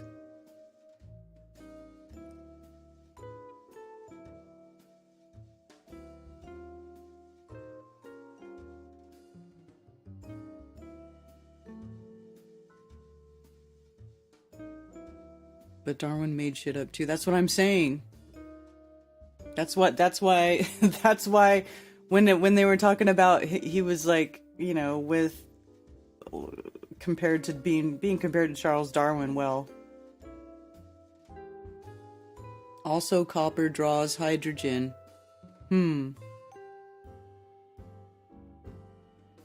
Isn't fungus more in the animal kingdom than the plant kingdom? Well, I don't know, because I consider a mushroom a plant, not an animal.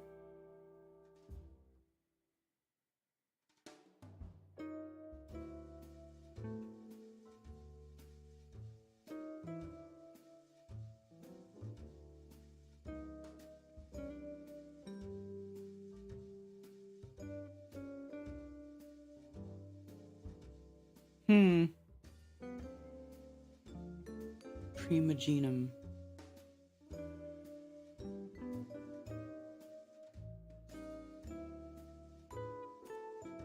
Protoctista. Let's see what this says. Yeah, it's got this hog dude.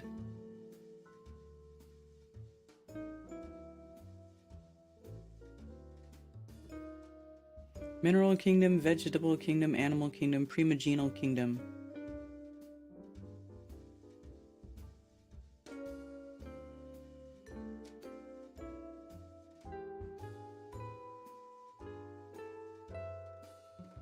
Boy, there's a lot of hard to say words. This page probably has the most hard to pronounce words all on it.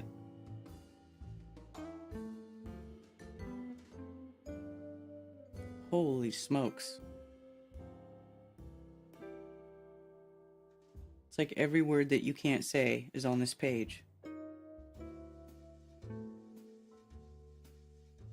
I don't even want to try. Fungus is lower than plant. It doesn't have its own body. It has to take over another thing.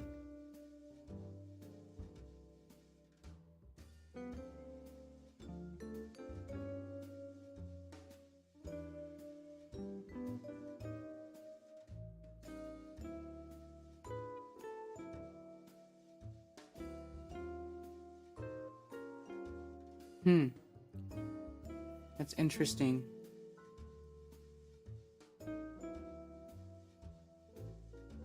Yeah, there's that one video, it's called Cosmic something about mushrooms. It's pretty good. I can't remember what it's called. Cosmic is in the title. But I can't remember what the... Let me see if I could find it.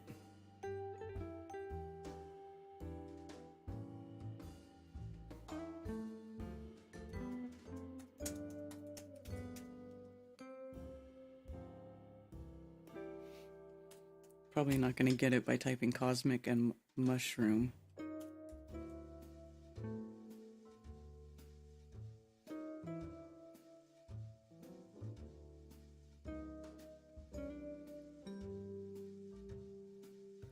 But there is a video about... I can't remember what it's called. I don't know. There's no way I'm gonna remember. Because I typed in cosmic mushroom and I'm getting a bunch of stupid shit, but it's not. I can't remember what it's called. Mushrooms breathe O2, not CO2. Another fun fact that makes them a curiosity. Oh, that's interesting. Right, because they can grow... Well, I didn't know that.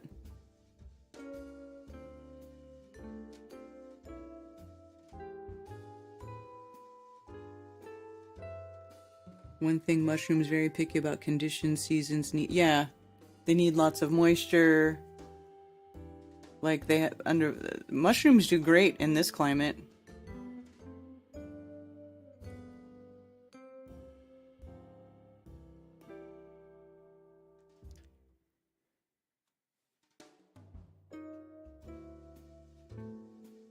Could be fungal.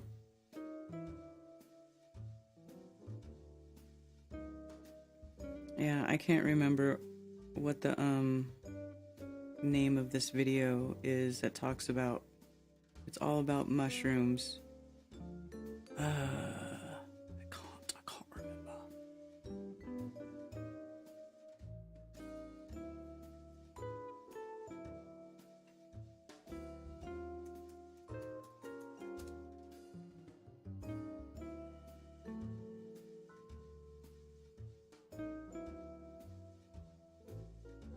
Earth's Mushroom Mycelium Network, Earth's Natural Mushroom Internet. That's probably a good thing to look at.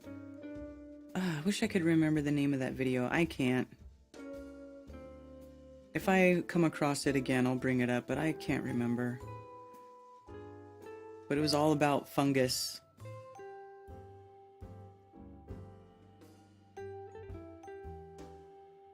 Hey, Aaron. Hey, Mark. Cheers, Nathan Reed. I'm probably gonna wrap it up. When fungus inoculates dead plant material, the material comes back to life. It's amazing. Interesting.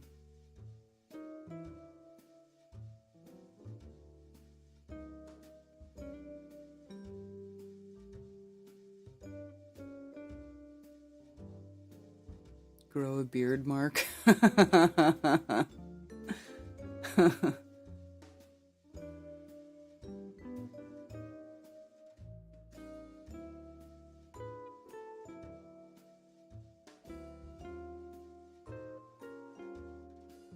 Yeah.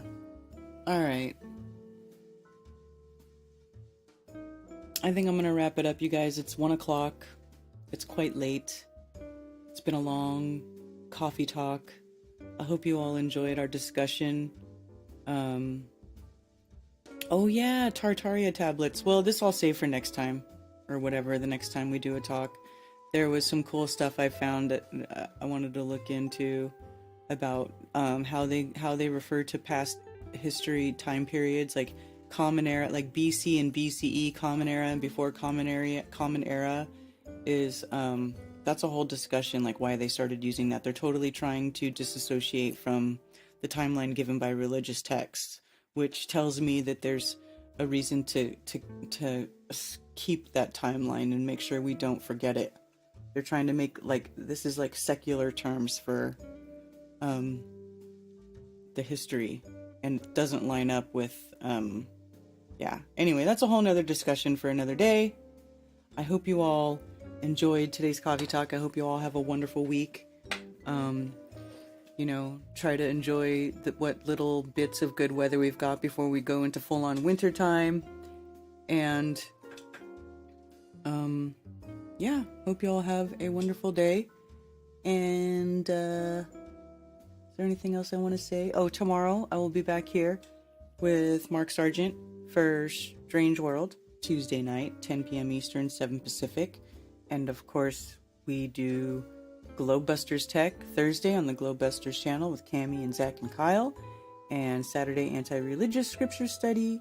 And of course, Monday brings it all back around again to the Coffee Talk. And sometimes I do Coffee Talk special streams on Friday for supporters, for channel members, and Rockfin subscribers, etc. And Patreons. So, if you're interested in seeing another Coffee Talk during the week, you can sign up at any one of those places and you'll be included in the stream, and it'll be fun, and hopefully it'll go well like it did today. I didn't have any glitches with my technical problems like I did before, so I'm telling you right now, everybody, I'm not changing anything. So if it doesn't work next time, it's not my fault. Anyways, have a good day, y'all. See ya. And for those who wish to send me stuff through snail mail, you can send it to P.O. Box 10, Earl, North Carolina, 28038. There are also links below for Flat Earth merch, and you can send me donations. And I do appreciate all the support. Sincerely, thank you very much. Also, please go to flatearthfestivals.com for all information about upcoming Flattoberfests and Flat Earth-friendly local meetups.